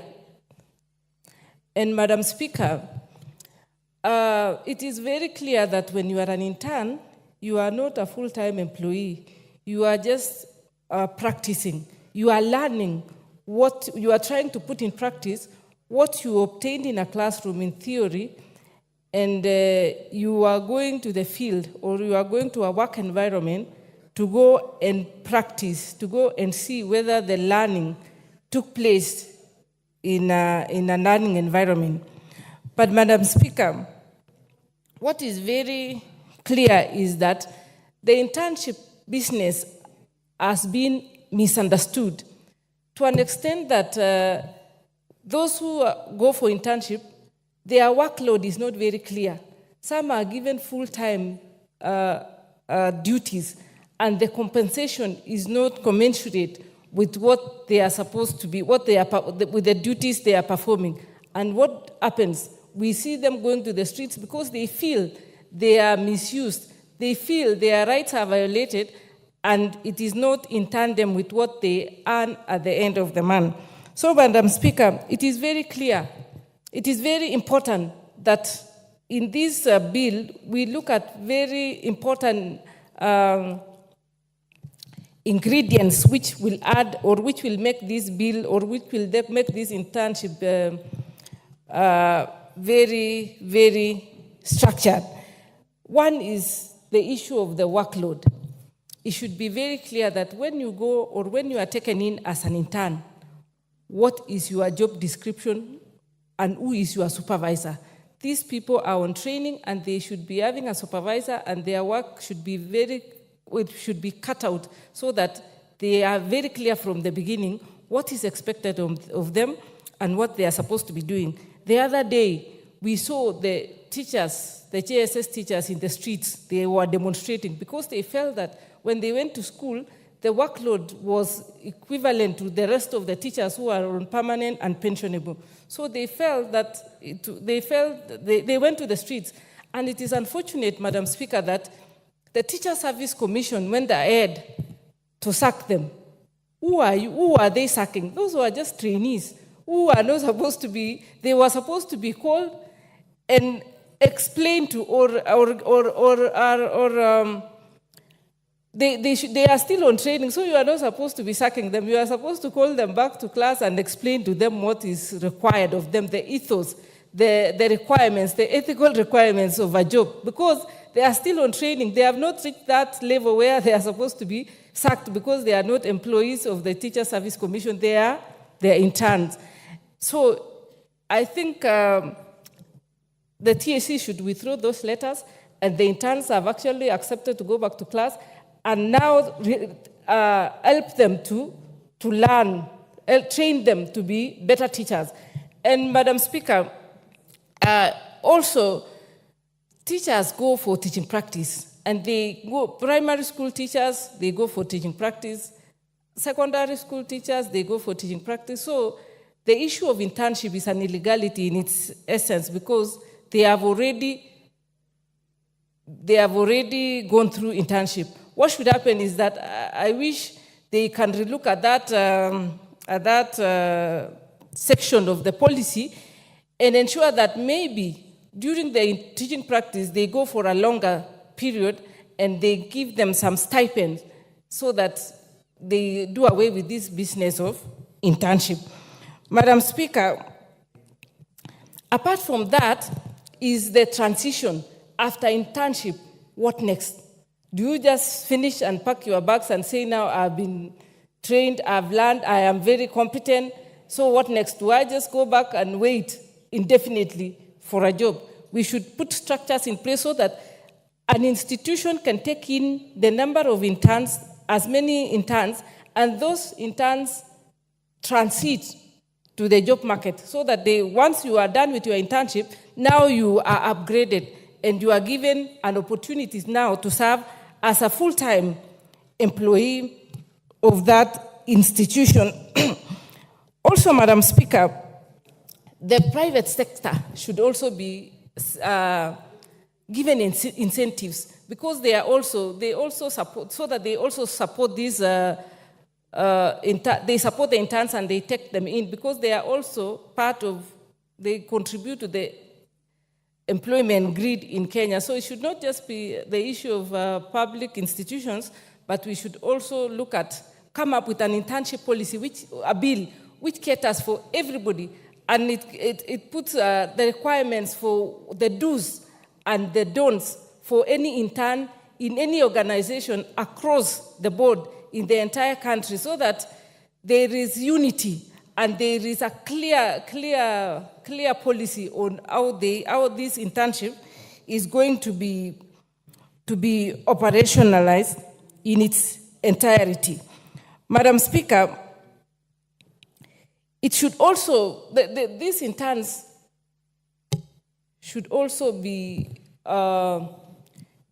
supervised. There should be a supervision, there should be somebody to supervise them and give a report so that it is not just an internship, you participate, and then when you are done, you are gone, there is nothing, you can't even have evidence to show that this is the performance, so that even those interns take their job seriously and they know the consequences of absconding duty or the consequences of any other illegality they find themselves in their, once you serve as an intern.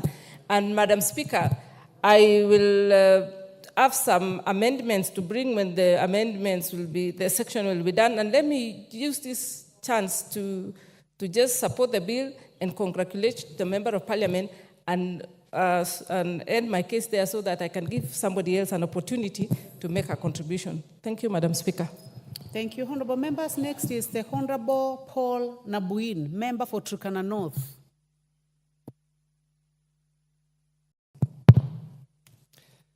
Thank you, Madam Speaker, for giving me this opportunity to give my voice into this bill.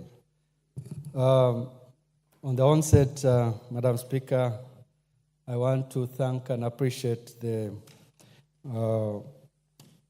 move of this bill for coming up with this legal framework that is going to fill a gap, a lacuna in law that has existed for a long time. Madam Speaker, our country is known for producing very good human resource in the region. But the gap that has existed for a long time is how these young people who come out from the university or from colleges can put in practice the knowledge and know-how of what they have learned from the teaching institutions. So this law is going to bridge that gap. The other thing, Madam Speaker, is in most of the jobs, full employment opportunities that come out, there's existed a prerequisite for experience. And with our graduates going through internship, that will provide them with experience for transition from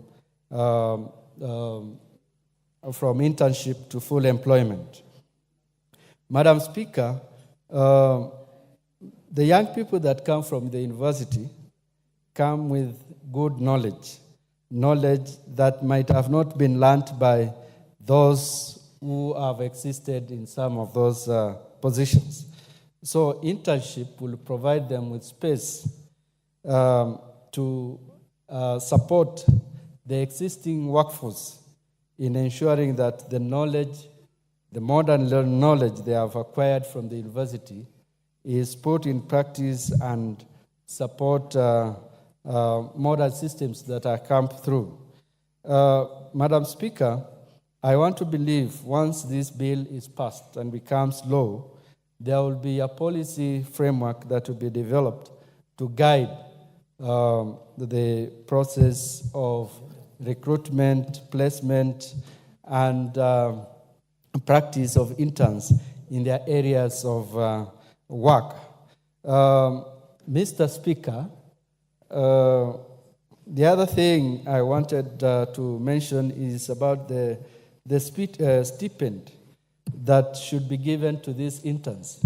I think with the policy framework that will be developed once this law is put in place, it will guide the minimum wage or the minimum stipend that these interns will get. That will help them from being exploited by a number of institutions that have been having these interns in place. Mr. Speaker, the other thing I wanted to mention on this is interns, once the 12 months period of internship is expired, there should be a transitional process where we don't just produce interns again and get them to the villages. These interns should automatically be absorbed into the institutions that have been working. And lastly, Mr. Speaker, the interns, once they are done with the internship, and I think I have just mentioned that they should be we should have a policy that helps them to transition to full employment. With that, Mr. Speaker, I support this bill. Thank you. The Honorable MP for Kericho, Madam Beatrice Kemei.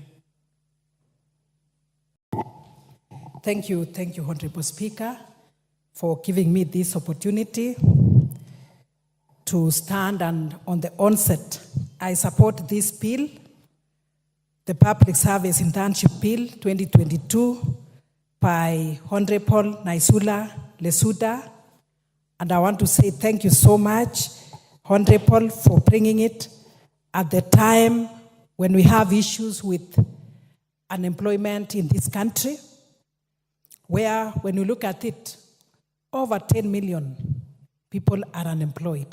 These are our youth, and apart from youth, these are also the young adults. Honorable Speaker, when we talk of this bill, I'm impressed by the fact that it is speaking to the graduates from colleges, universities, who have certificate, diploma, degrees, and so forth. With the internship program, they will add to their skills. Being there for 12 months, they will add to the experience so that when it comes to employment, at least they will talk of an experience of 1 year.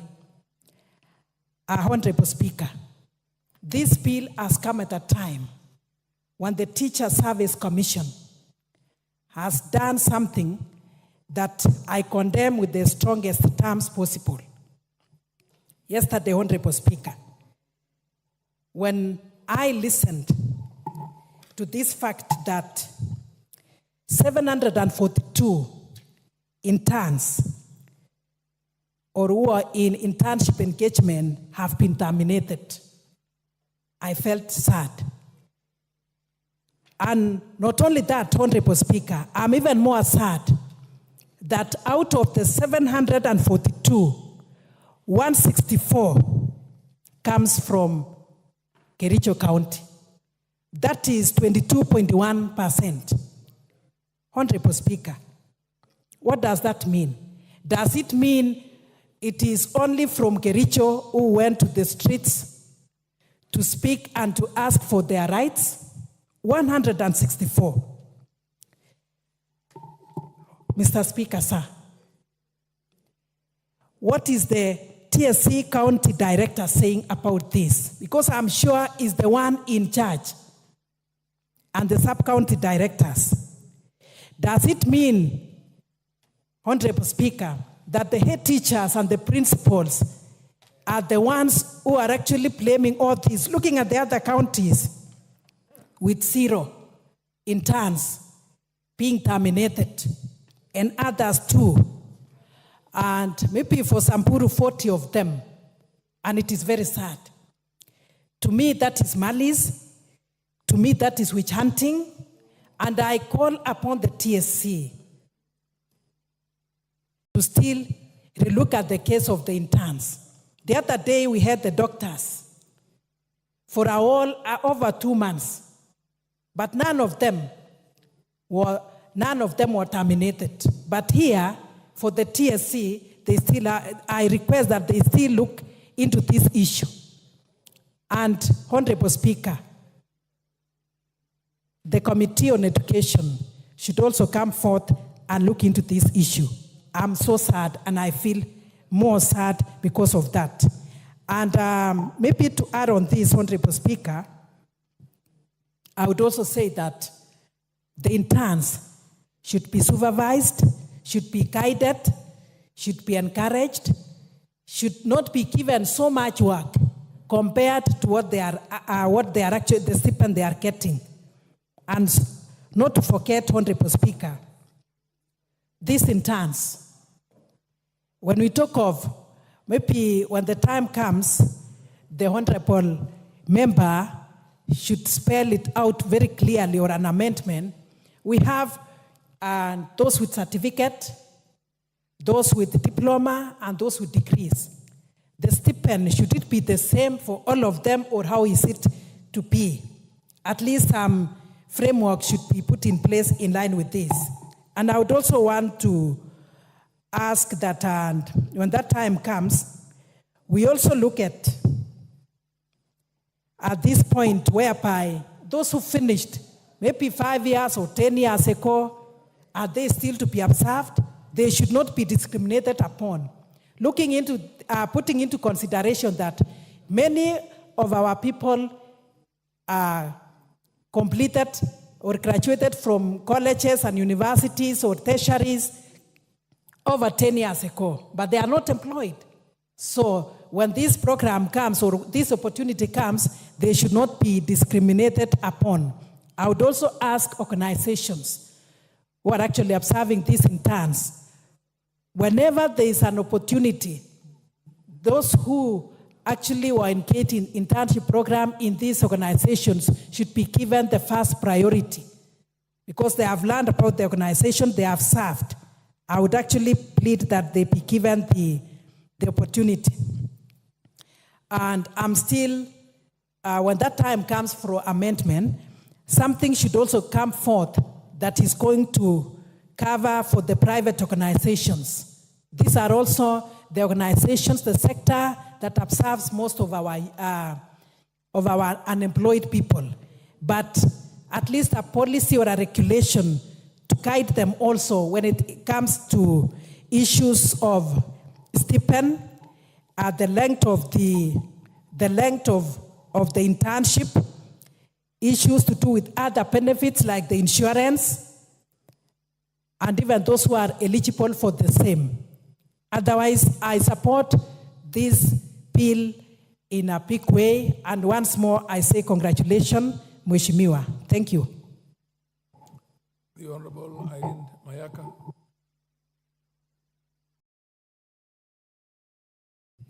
Thank you, Honorable Speaker, for the opportunity. Honorable Speaker, I also stand to join my other colleagues in supporting this very progressive bill by the Honorable Lesuda, and we want to really thank her for bringing this bill to the floor of the House.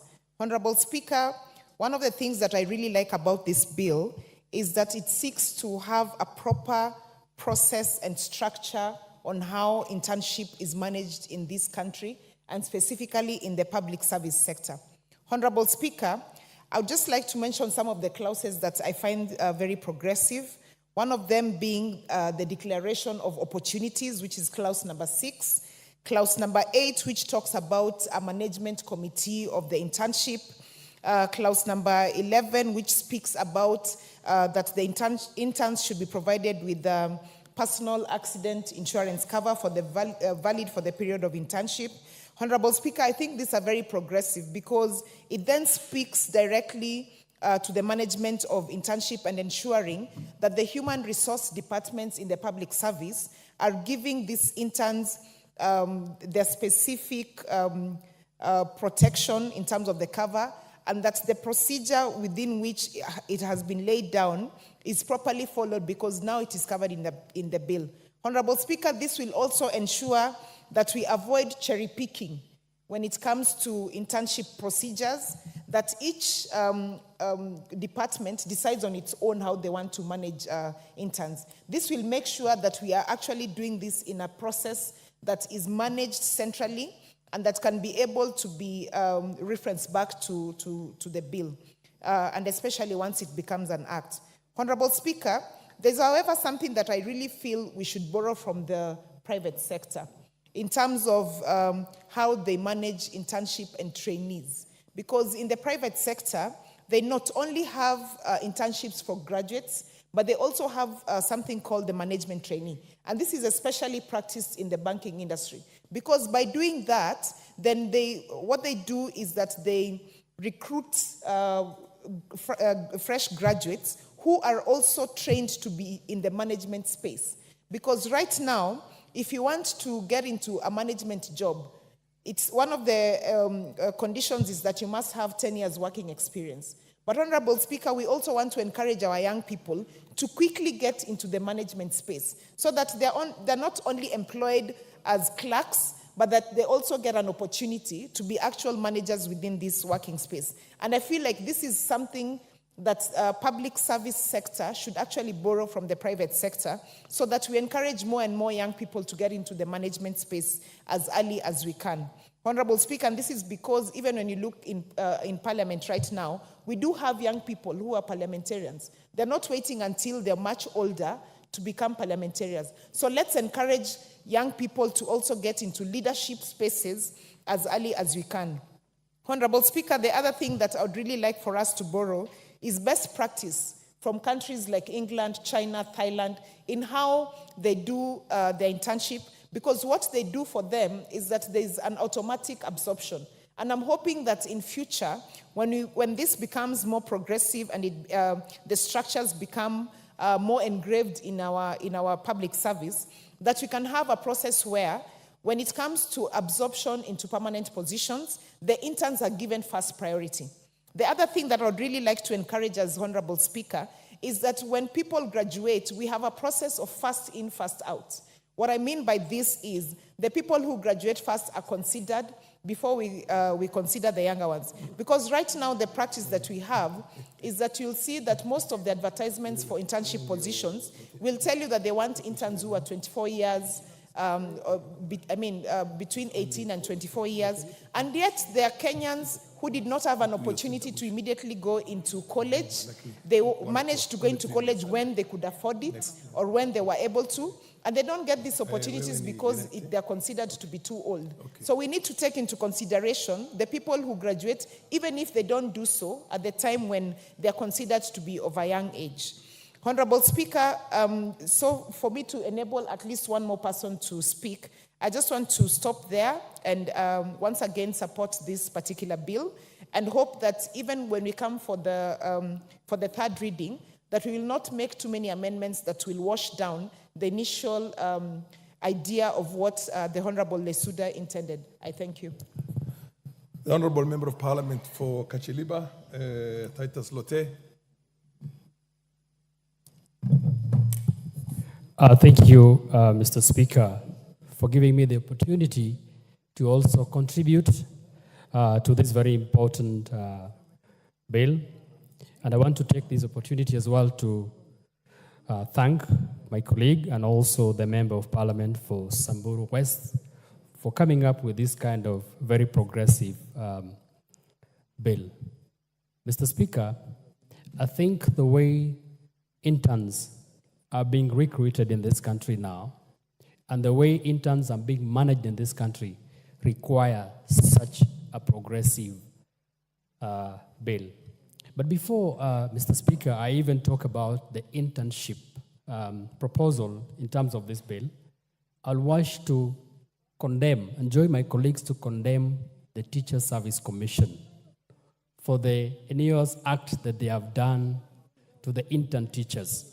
These are demonstrated to the public that interns are indeed not protected by any law and that interns are being underlooked by everybody in this society, Mr. Speaker. You can actually realize that when the interns went to the streets to picket, as provided for by the Constitution that covers every Kenyan, including them, they were fired, 742 of them. Mr. Speaker, this does not tell me that in the teaching fraternity, teachers are the only ones that have ever demonstrated. I am sure and I know teachers, employed teachers have demonstrated several times. They have expressed their reservations to their employment status, but they were never, and they will never be sacked unilaterally the way they have done to the interns. And so this law will definitely protect internship in future.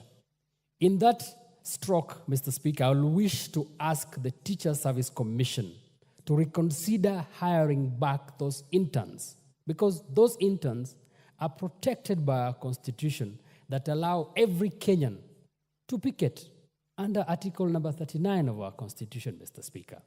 Two, Mr. Speaker, if we look at how interns are recruited now, internships now are recruited based on who do you know.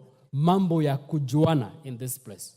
If I am an MD, if I am the CEO, if I am the director, I will have my relatives come in as interns with a very veiled understanding that after some time they will be employed.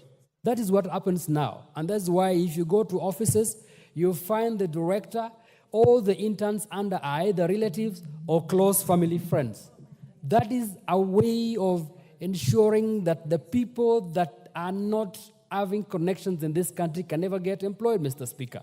Who will employ people from your constituency who do not have big people in offices here who can take them fast as interns? And I think this loan then will have to cover for that, so that the people from Kacheliba constituency, where I come from, where we do not have directors, where we do not have CEOs. Order, Honorable Lotte. Yes. Order. Honorable Lotte, you will have 7 minutes when the House resumes on this. Thank you. Debate. So I will wish to say that this... Order. Once you are... Order. Honorable members, the time being 1 p.m., this House stands adjourned until today, Wednesday, the 12th of June, 2024, at 2:30 p.m.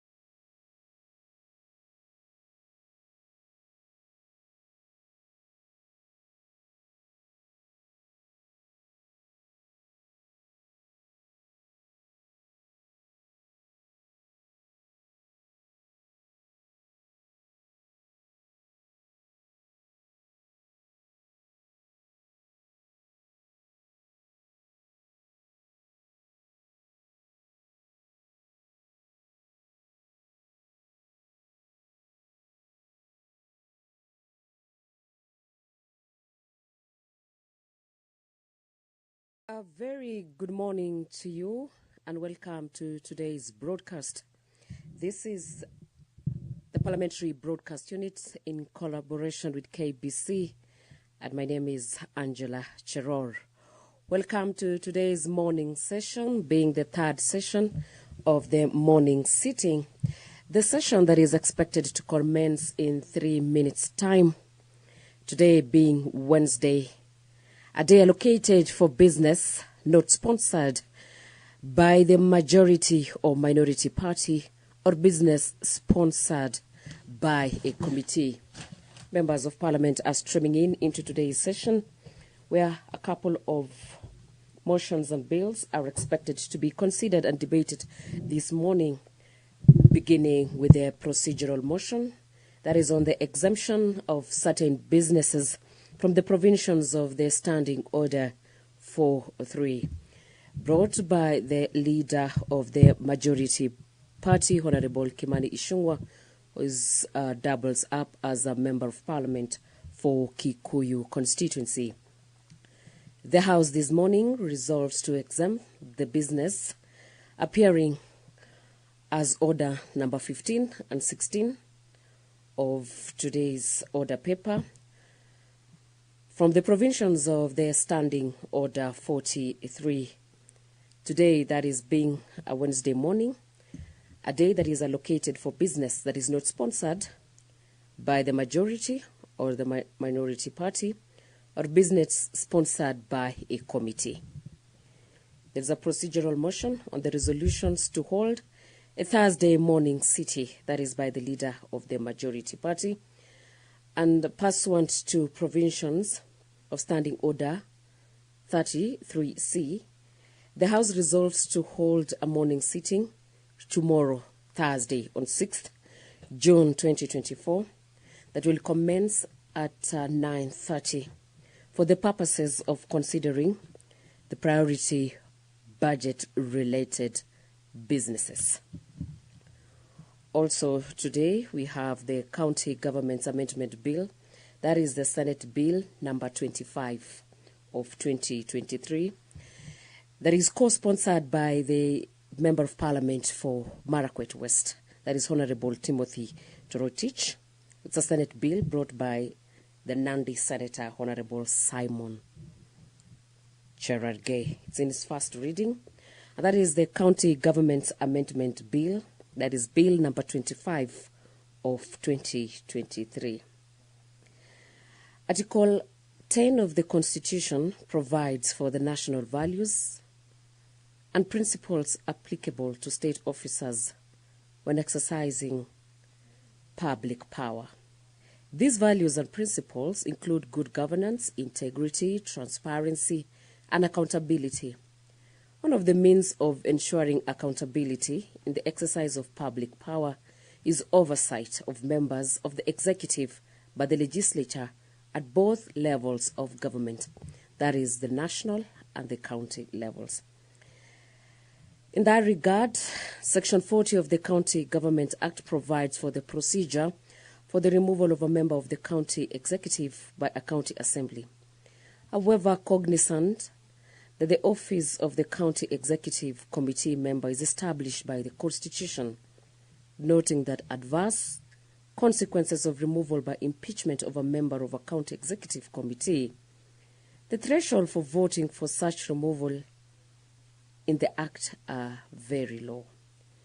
The bill, that is the County Government Amendment Bill, Senate Bill number 25 of 2023, proposes to enhance the threshold of voting in a county assembly for the removal of a member of a county executive committee. The bill neither delegates legislative power to the Cabinet Secretary nor limits fundamental rights and freedoms. That is on the statement on the delegation of legislative powers and limitation of fundamental rights and freedom. The bill proposes to enhance the voting threshold in a county assembly, that is for the removal of a member of a county executive committee. Members of a county executive are appointed to head various dockets in the county executive charged with discharging of devolved functions as set out in Part 2 of the 4th Schedule of the 2010 Constitution. This bill affects the powers and functions of the county governments, and it's therefore a bill that concerns counties, that is in terms of Article 110(1)(a) of the Constitution. On whether this bill is a money bill or within the meaning of Article 114 of our Constitution, this bill is not a money bill within the meaning of the Article 111 of the Constitution. That is the bill number 25 of 2023, brought today by Honorable Timothy Torotich, who is a co-sponsor, as it's a Senate bill brought by Nandi Senator Honorable Samson Cherargei. Also, there is a bill on the Agricultural Profession Registration and Licensing Bill, that is National Assembly Bill number 19 of 2024, that is on its first reading. This is the bill by Tigania West Member of Parliament, Honorable John Mutunga. And the Speaker, today's Speaker of the session, Honorable Gladys Boss, has walked into the House for the session that is expected to commence shortly. And I now hand over you to the plenary.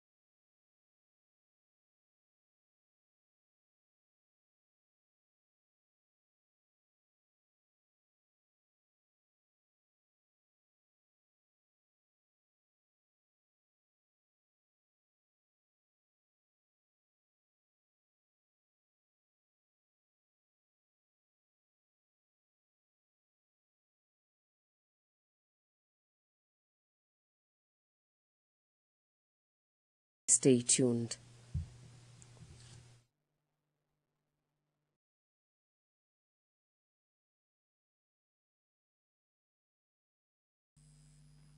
Honorable members, let us pray.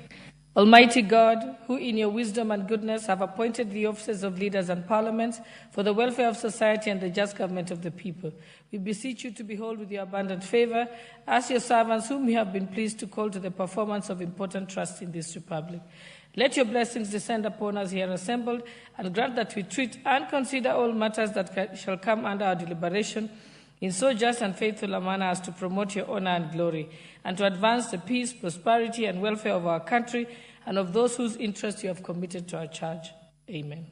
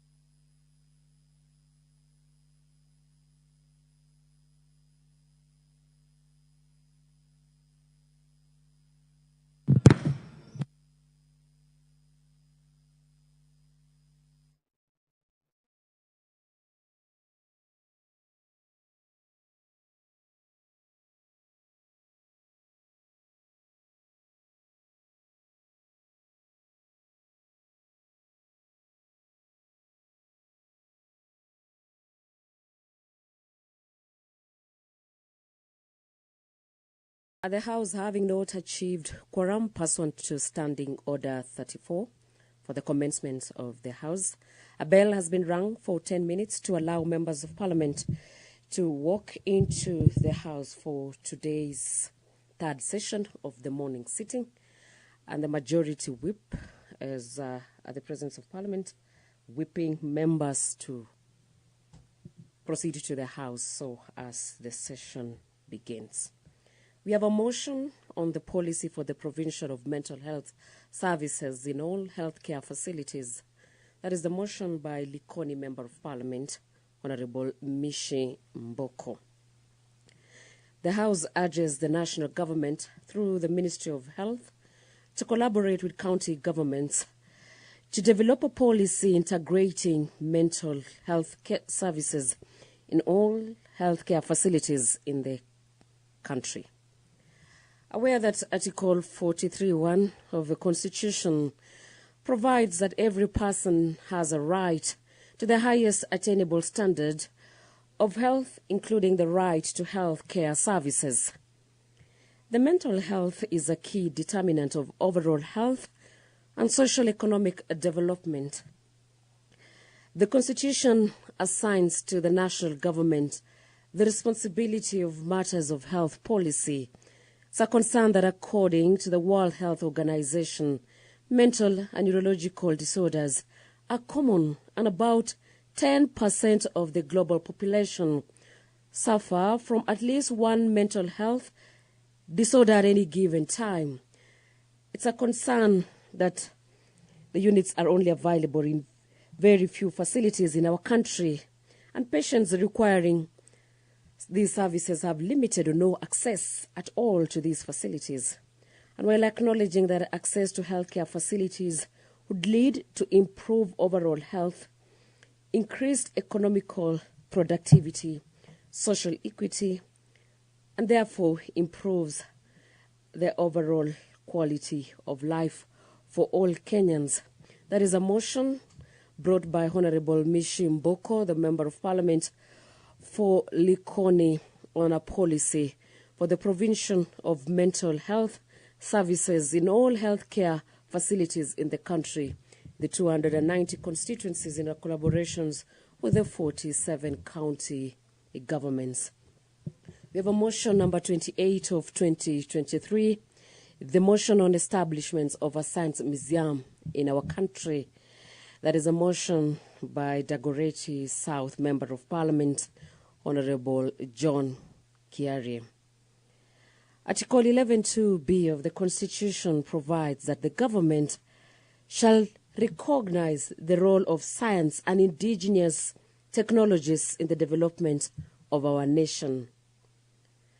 The Vision 2030 provides for the integration of information, communication and technology in our country's transformative agenda.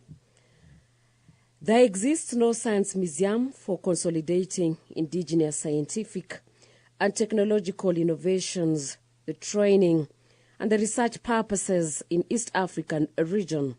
And while appreciating that integration of science and technology would greatly enhance Kenya's economic and societal success, there is potential for growth in technology sector by establishing a science museum. The informal science education plays a key role in the progressions of science, technology, engineering and mathematics in our country. The science museums operate as the nexus between the science practitioners, the policy makers and the public. And therefore, a science museum in the country would greatly impact on the economy of the country in the quest to become an industrialized nation.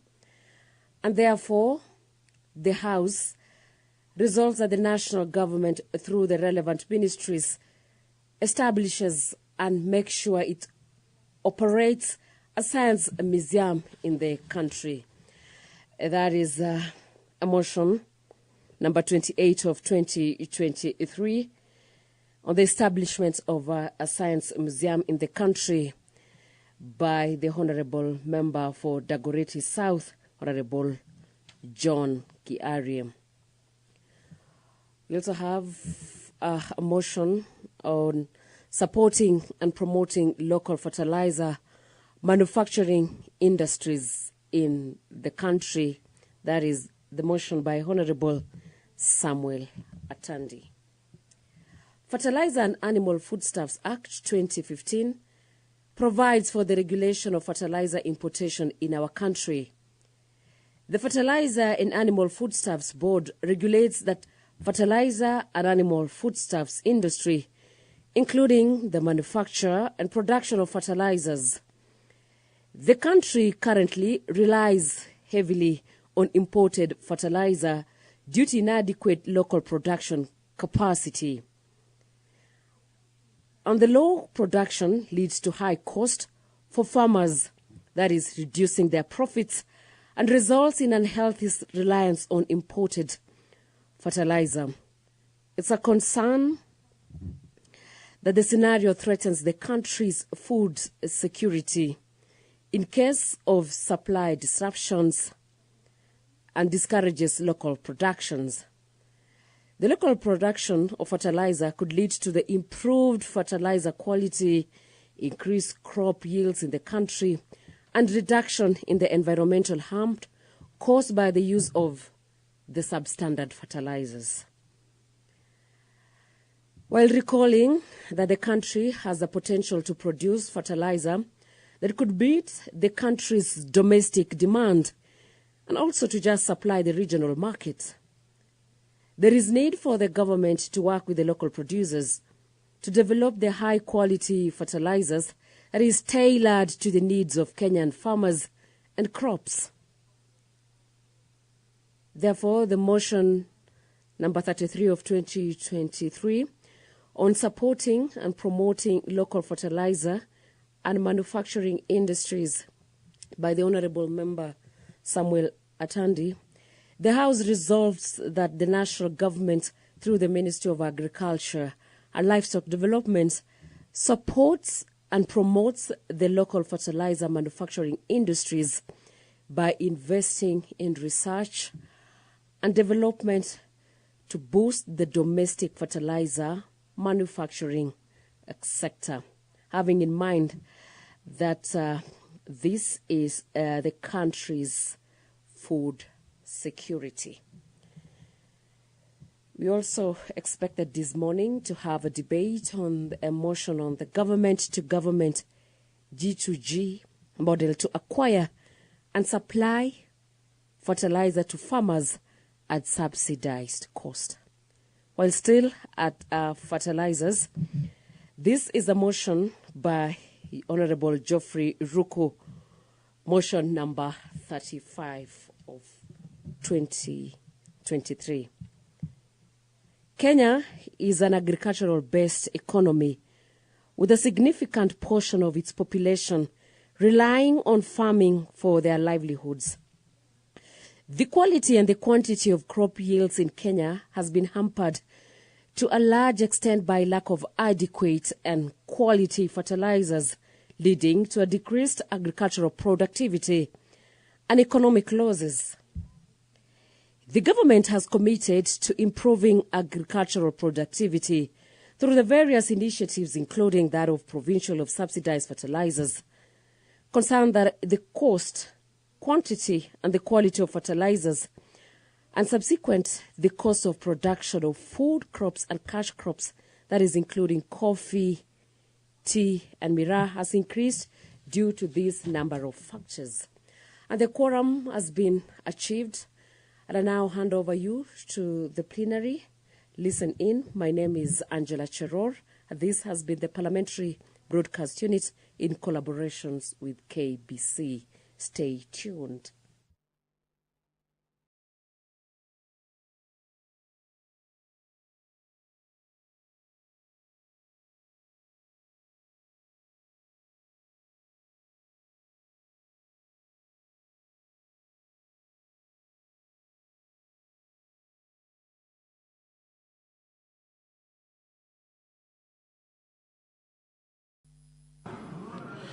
Order number 1, administration of oath. Order number 2, communication from the chair. Order number 3, messages. Order number 4, petitions. Order number 5, papers.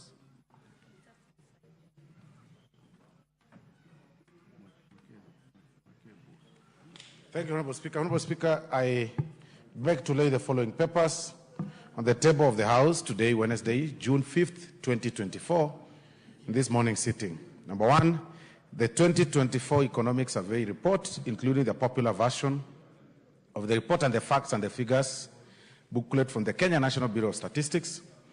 2, annual statutory reports of the Council of Governors for 2022-2023. First quarterly report of the Ethics and Anti-Corruption Commission covering the period of 1st January 2024 to 31st March 2024. Report of the Kenya National Commission on Human Rights on the Shakahola killings. 5, reports of the Auditor General and financial statements for the year ended 30th June 2022, and the certificates therein in respect of Kenya Institute of Supplies Management and Kenya Accountants and Secretaries National Examinations Board Foundation.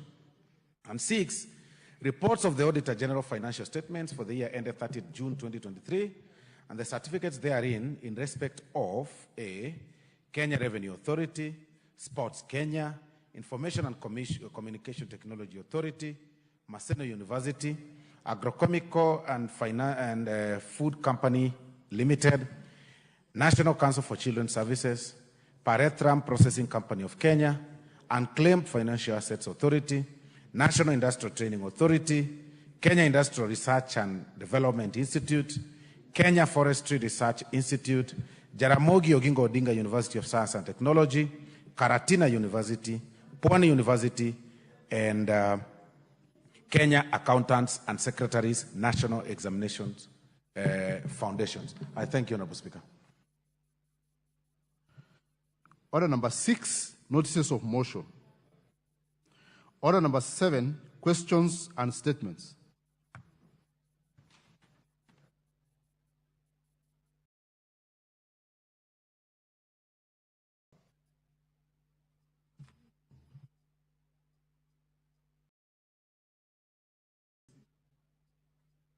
Who has questions?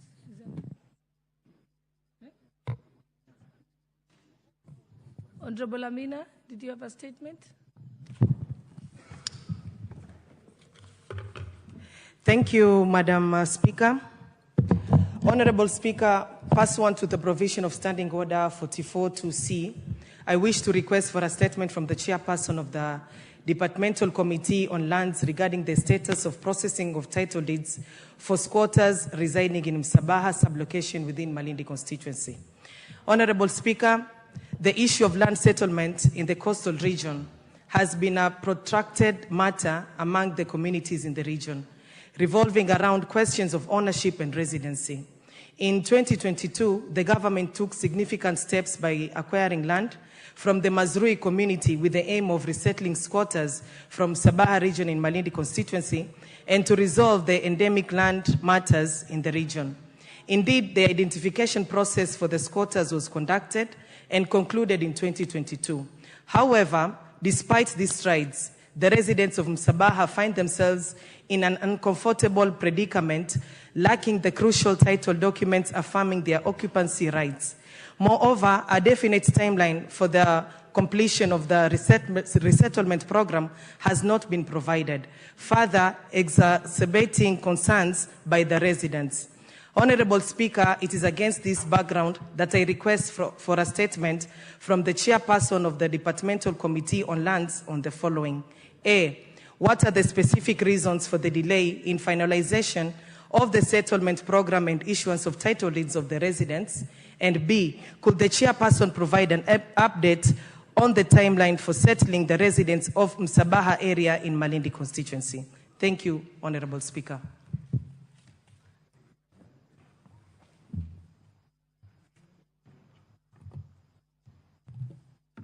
I don't see any other statement, so we may proceed.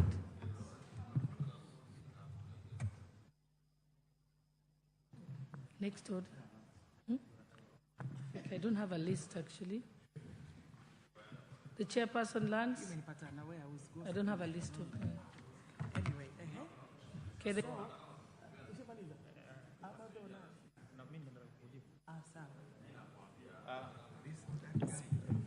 Yes. Thank you, Madam Speaker. The chair is not around, but I'm in the Land Committee, and we undertake that we'll give a response in 2 weeks' time. Thank you. Okay, thank you. Let's proceed. Next order. Order number 8, procedural motion, exemption of certain business from the provision of Standing Order 43.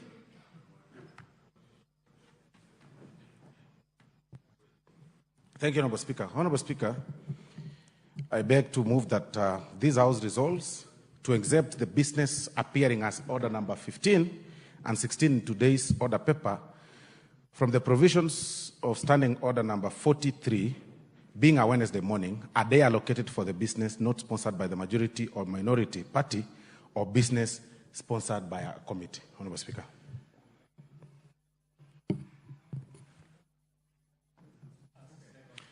Sorry? Oh, I beg to move and ask Honorable Dr. Bukose to second. Thank you, Madam Speaker. Honorable Speaker, I want to second that the business appearing as either sponsored by majority or minority be exempted from the House to allow the House to prosecute very urgent matters as it is. Thank you, Honorable Speaker. I second. Honorable members, I now propose the question that this House resolves to exempt the business appearing on order number 15 and 16 in today's order paper from the provisions of Standing Order 43, being a Wednesday morning, a day allocated for business not sponsored by the majority or minority party or business sponsored by a committee. I can see the mood of the House that we should put the question. Honorable members, I now put the question that this House resolves to exempt the business appearing on order number 15 and 16 in today's order paper for the provisions from the provisions of Standing Order 43, being a Wednesday morning, a day allocated for the business not sponsored by the majority or minority party or business sponsored by a committee. Will as many as of that opinion say aye? Aye. Will as many as of the contrary opinion say nay? The ayes have it. Order number 9, procedural motion, resolution to hold a Thursday morning sitting.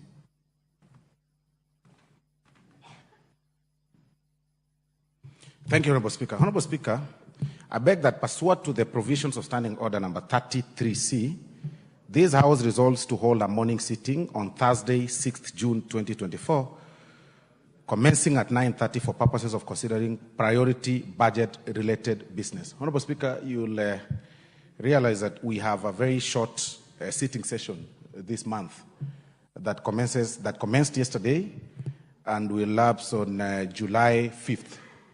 But we've got several business to transact, and it's therefore prudent for us to have to hold a morning sitting tomorrow, and for the budget-related business, at least to fast-track the businesses that we have to transact before we go for a short recess in July, on July 5th.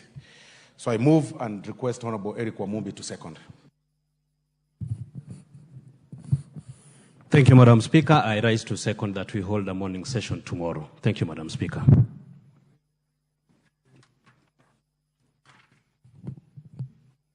Honorable members, I now propose the question that pursuant to the provisions of Order 33C, this House resolves to hold a morning sitting on Thursday, 6th June 2024, commencing at 9:30 a.m. for the purposes of considering priority budget-related business.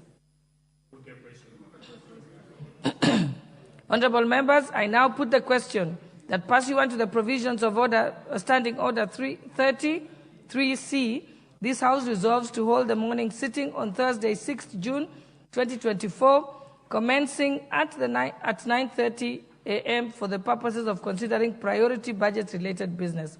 Will as many as of that opinion say aye? Aye. Will as many as of the contrary opinion say nay? The ayes have it. Order number 10, the County Government's Amendment Bill, Senate Bill number 25 of 2023, first reading. A bill for an act of parliament to amend the County Governments Act to increase the threshold for removal of a member of a county executive committee and for connected purposes. Order number 11, the Agricultural Professionals Registration and Licensing Bill, National Assembly Bill number 19 of 2024, first reading. A bill for an act of parliament to make provision for the registration and licensing of agricultural professionals, to provide for the regulation of standards and practice of their profession, to provide for the establishment, powers and functions of the Agricultural Professionals Registration and Licensing Board, and for connected purposes. Order number 12, the Kenya Roads Board Amendment number 2 Bill, National Assembly Bill number 20 of 2024, first reading. A bill for an act of parliament to amend the Kenya Roads Board Act 1999. Order number 13, the National Police Service Commission Amendment Bill, National Assembly Bill number 23 of 2024, first reading. A bill for an act of parliament to amend the National Police Service Commission Act 2011. Order number 14, the Pensions Amendment Bill, National Assembly Bill number 25 of 2024, first reading. A bill for an act of parliament to amend the Pensions Act and for connected purposes. Order number 15, motion, consideration of the second supplementary estimates for the financial year 2023-2024, general debate.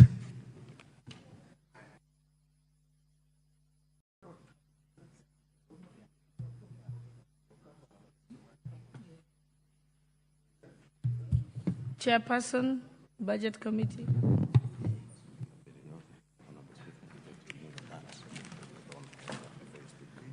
Thank you very much, Honorable Speaker. Honorable Speaker, I beg to move that this House adopts the report of the Budget and Appropriations Committee on the second supplementary estimates for financial year 2023-2024, laid on the table of the House on Tuesday, 4th June 2024, and pursuant to the provisions of Article 223 of the Constitution and Standing Order 243, 1, approves an increment of the total current expenditure for financial year 23-24 by Kenya shillings 51 billion 113 million 484,433 in respect of the votes as contained in the first schedule. 2, approves a decrease of the total capital expenditure for financial year 2023-2024 by Kenya shillings 75 billion 290 billion 535,117 in respect of the vote as contained in the first schedule.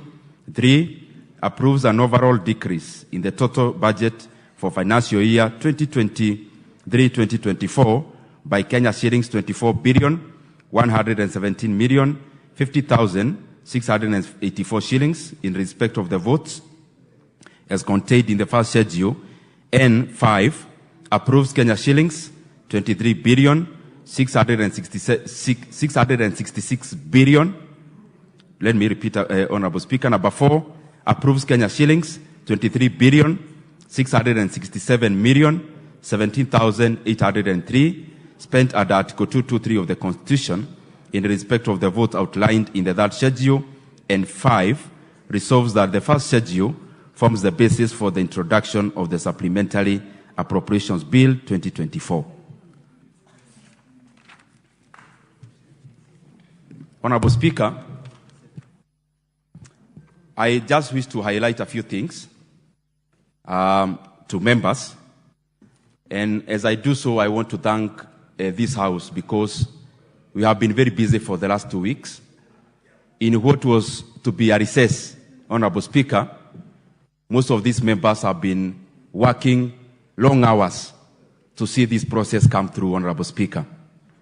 I also want to thank the members of the Budget and Appropriations Committee because besides the consideration of Supplementary 2, which we will be currently debating, alongside we've been considering the main estimates for the year 2024-2025. And at the same time, the mediation process with the Senate has been ongoing. And at the same time, consideration of the division of revenue, which necessitated the mediation, Honorable Speaker, and also equalization fund. And therefore, it has been a very, very, very busy period, Honorable Speaker, and I want to thank all the members, and especially those members in the departmental committees, for doing a very thorough job. Honorable Speaker, the essence of supplementary 2, and it is usually said that supplementary budget could be a reference of something that could have been done better. And Honorable Speaker, whereas I agree, I have also noted through the time we've been serving in the Budget and Appropriations Committee that dynamics in the economy necessitate even a supplementary estimate, like the one we are doing at the wee hours of the financial year. And Honorable Speaker, this happens because economies are not static. Economies are dynamic in nature.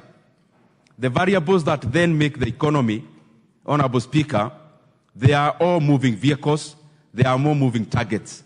And for that reason, Honorable Speaker, these supplementary estimates too is seeking to align the government financials as we close the financial year to be at a tidy state, to be at a level where the revenues that were projected, which are now almost reality, will now be incorporated as we make the supplementary.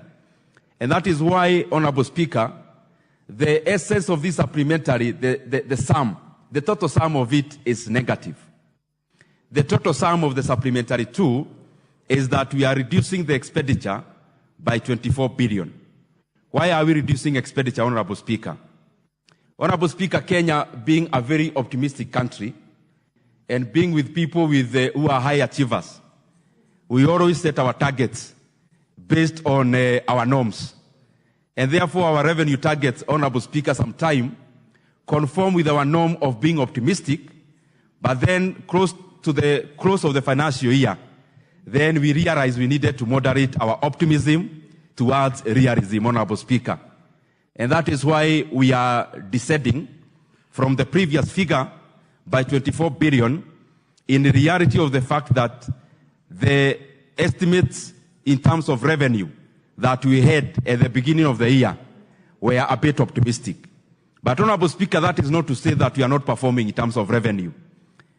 We are performing as a country with a double-digit growth in revenue, only that we projected to correct much more, and therefore we had overstretched our targets. Honorable Speaker, there are some few areas, even as we take up the financials, that we have been working on. One, Honorable Speaker, is the area of CFS. Members, if you check in the order paper that we have, you realize that one of the areas that is having a reduction is the consolidated fund services, Honorable Speaker. And if members remember in supplementary 1, it is the same area that actually had an increment. Why CFS? Honorable Speaker, by the time we were considering supplementary 1, Kenya shillings to the USD was going to close to 180 Kenya shillings to the greenback. Honorable Speaker, in regards to the other currencies, Kenya was decimated. But in the current situation, Honorable Speaker, in the consideration of estimates 2, a supplementary 2, Honorable Speaker, Kenya shillings to the greenback is just around 130 shillings. And the interest rates also, globally and locally, are beginning to respond to the macro improvement in the macro parameters. And in that respect, CFS forms the huge bulk of, interest rates forms the huge bulk of CFS. And therefore, Honorable Speaker, it was important that we align the current realities of the payment of interest rates in regards to the current dynamics, which is an appreciation in the Kenya shillings and also other favorable dynamics in the money market, and especially in terms of the exchange rate. And therefore, Honorable Speaker, it was important that we make this supplementary 2 so that our payment of interest rates is taking care of the gain in terms of our local currency and the other dynamics around interest rates. But even having said that, Honorable Speaker, there are also some other sectors that we have deemed are important for enhancement, even as we come to the close of the financial year. Honorable Speaker, one of those areas is education, where in this supplementary 2, higher education is actually gaining 4 billion shillings. But Honorable Speaker, this is majorly appropriations in aid, because our universities have been able to collect much more A&A than was projected at the beginning of the financial year. And Honorable Speaker, that's something we may actually need a discussion, because every time we are in a budget cycle, even like now, we see there is a lot of incentive for the MDAs to budget for A&A that is much less than what they usually collect. Honorable Speaker, possibly that is an area that we may also need to talk about, though we have put it in our recommendations, Honorable Speaker, and especially for the main budget. Honorable Speaker, another area that has had increment is the security sector. And Honorable Speaker, this is based on the realities of our country. Honorable Speaker, we have been able to add a little more money to the police service, National Police Service, and also all the other agencies insofar as security is concerned, because it is important that we capacitate them even as we close the year, and especially to take care of things that have already been spent at Article 223. The other thing that is important for members to note, in this supplementary 2, we have added Kenya shillings 4 billion in terms of fertilizer subsidy, because, Honorable Speaker, agriculture is the backbone of our country. However much we are making policies to move towards having agriculture account for much less in terms of GDP, the reality is that we are still there. The reality is that Kenya is more agrarian than industrial. And in that respect, Honorable Speaker, the program that we've been running in terms of fertilizer subsidy, we have seen a lot of results in the previous months, Honorable Speaker, and therefore it was important, even as we move through seasons, that we have enough fertilizer for the farmers, so that, Honorable Speaker, we capacitate them to produce more and also make agriculture a favorable and profitable business, and especially by subsidizing inputs. Honorable Speaker, there were some areas that were left out in the last budget cycle insofar as paying sugarcane farmers is concerned, and especially those who have supplied sugarcane in public sugar factories, Honorable Speaker. We have also input that balance in this supplementary so that the sugar farmers of this country can get their dues, Honorable Speaker, and especially the arrears that are due to them. Honorable Speaker, maybe there are two so that other members can also take a point, can also get a chance. Honorable Speaker, in Kenya, when it rains, we get blessings in many respects. But also in terms of the recent rains, Honorable Speaker, we have had to expend public resources in terms of mitigation of the damage caused by the El Nino. And I want to assure honorable members that we have also incorporated the expenditure, both at Article 223 and the requirements for the remaining part of the financial year, in these supplementary estimates, Honorable Speaker, so that we can be able to support those who were the victims of the floods.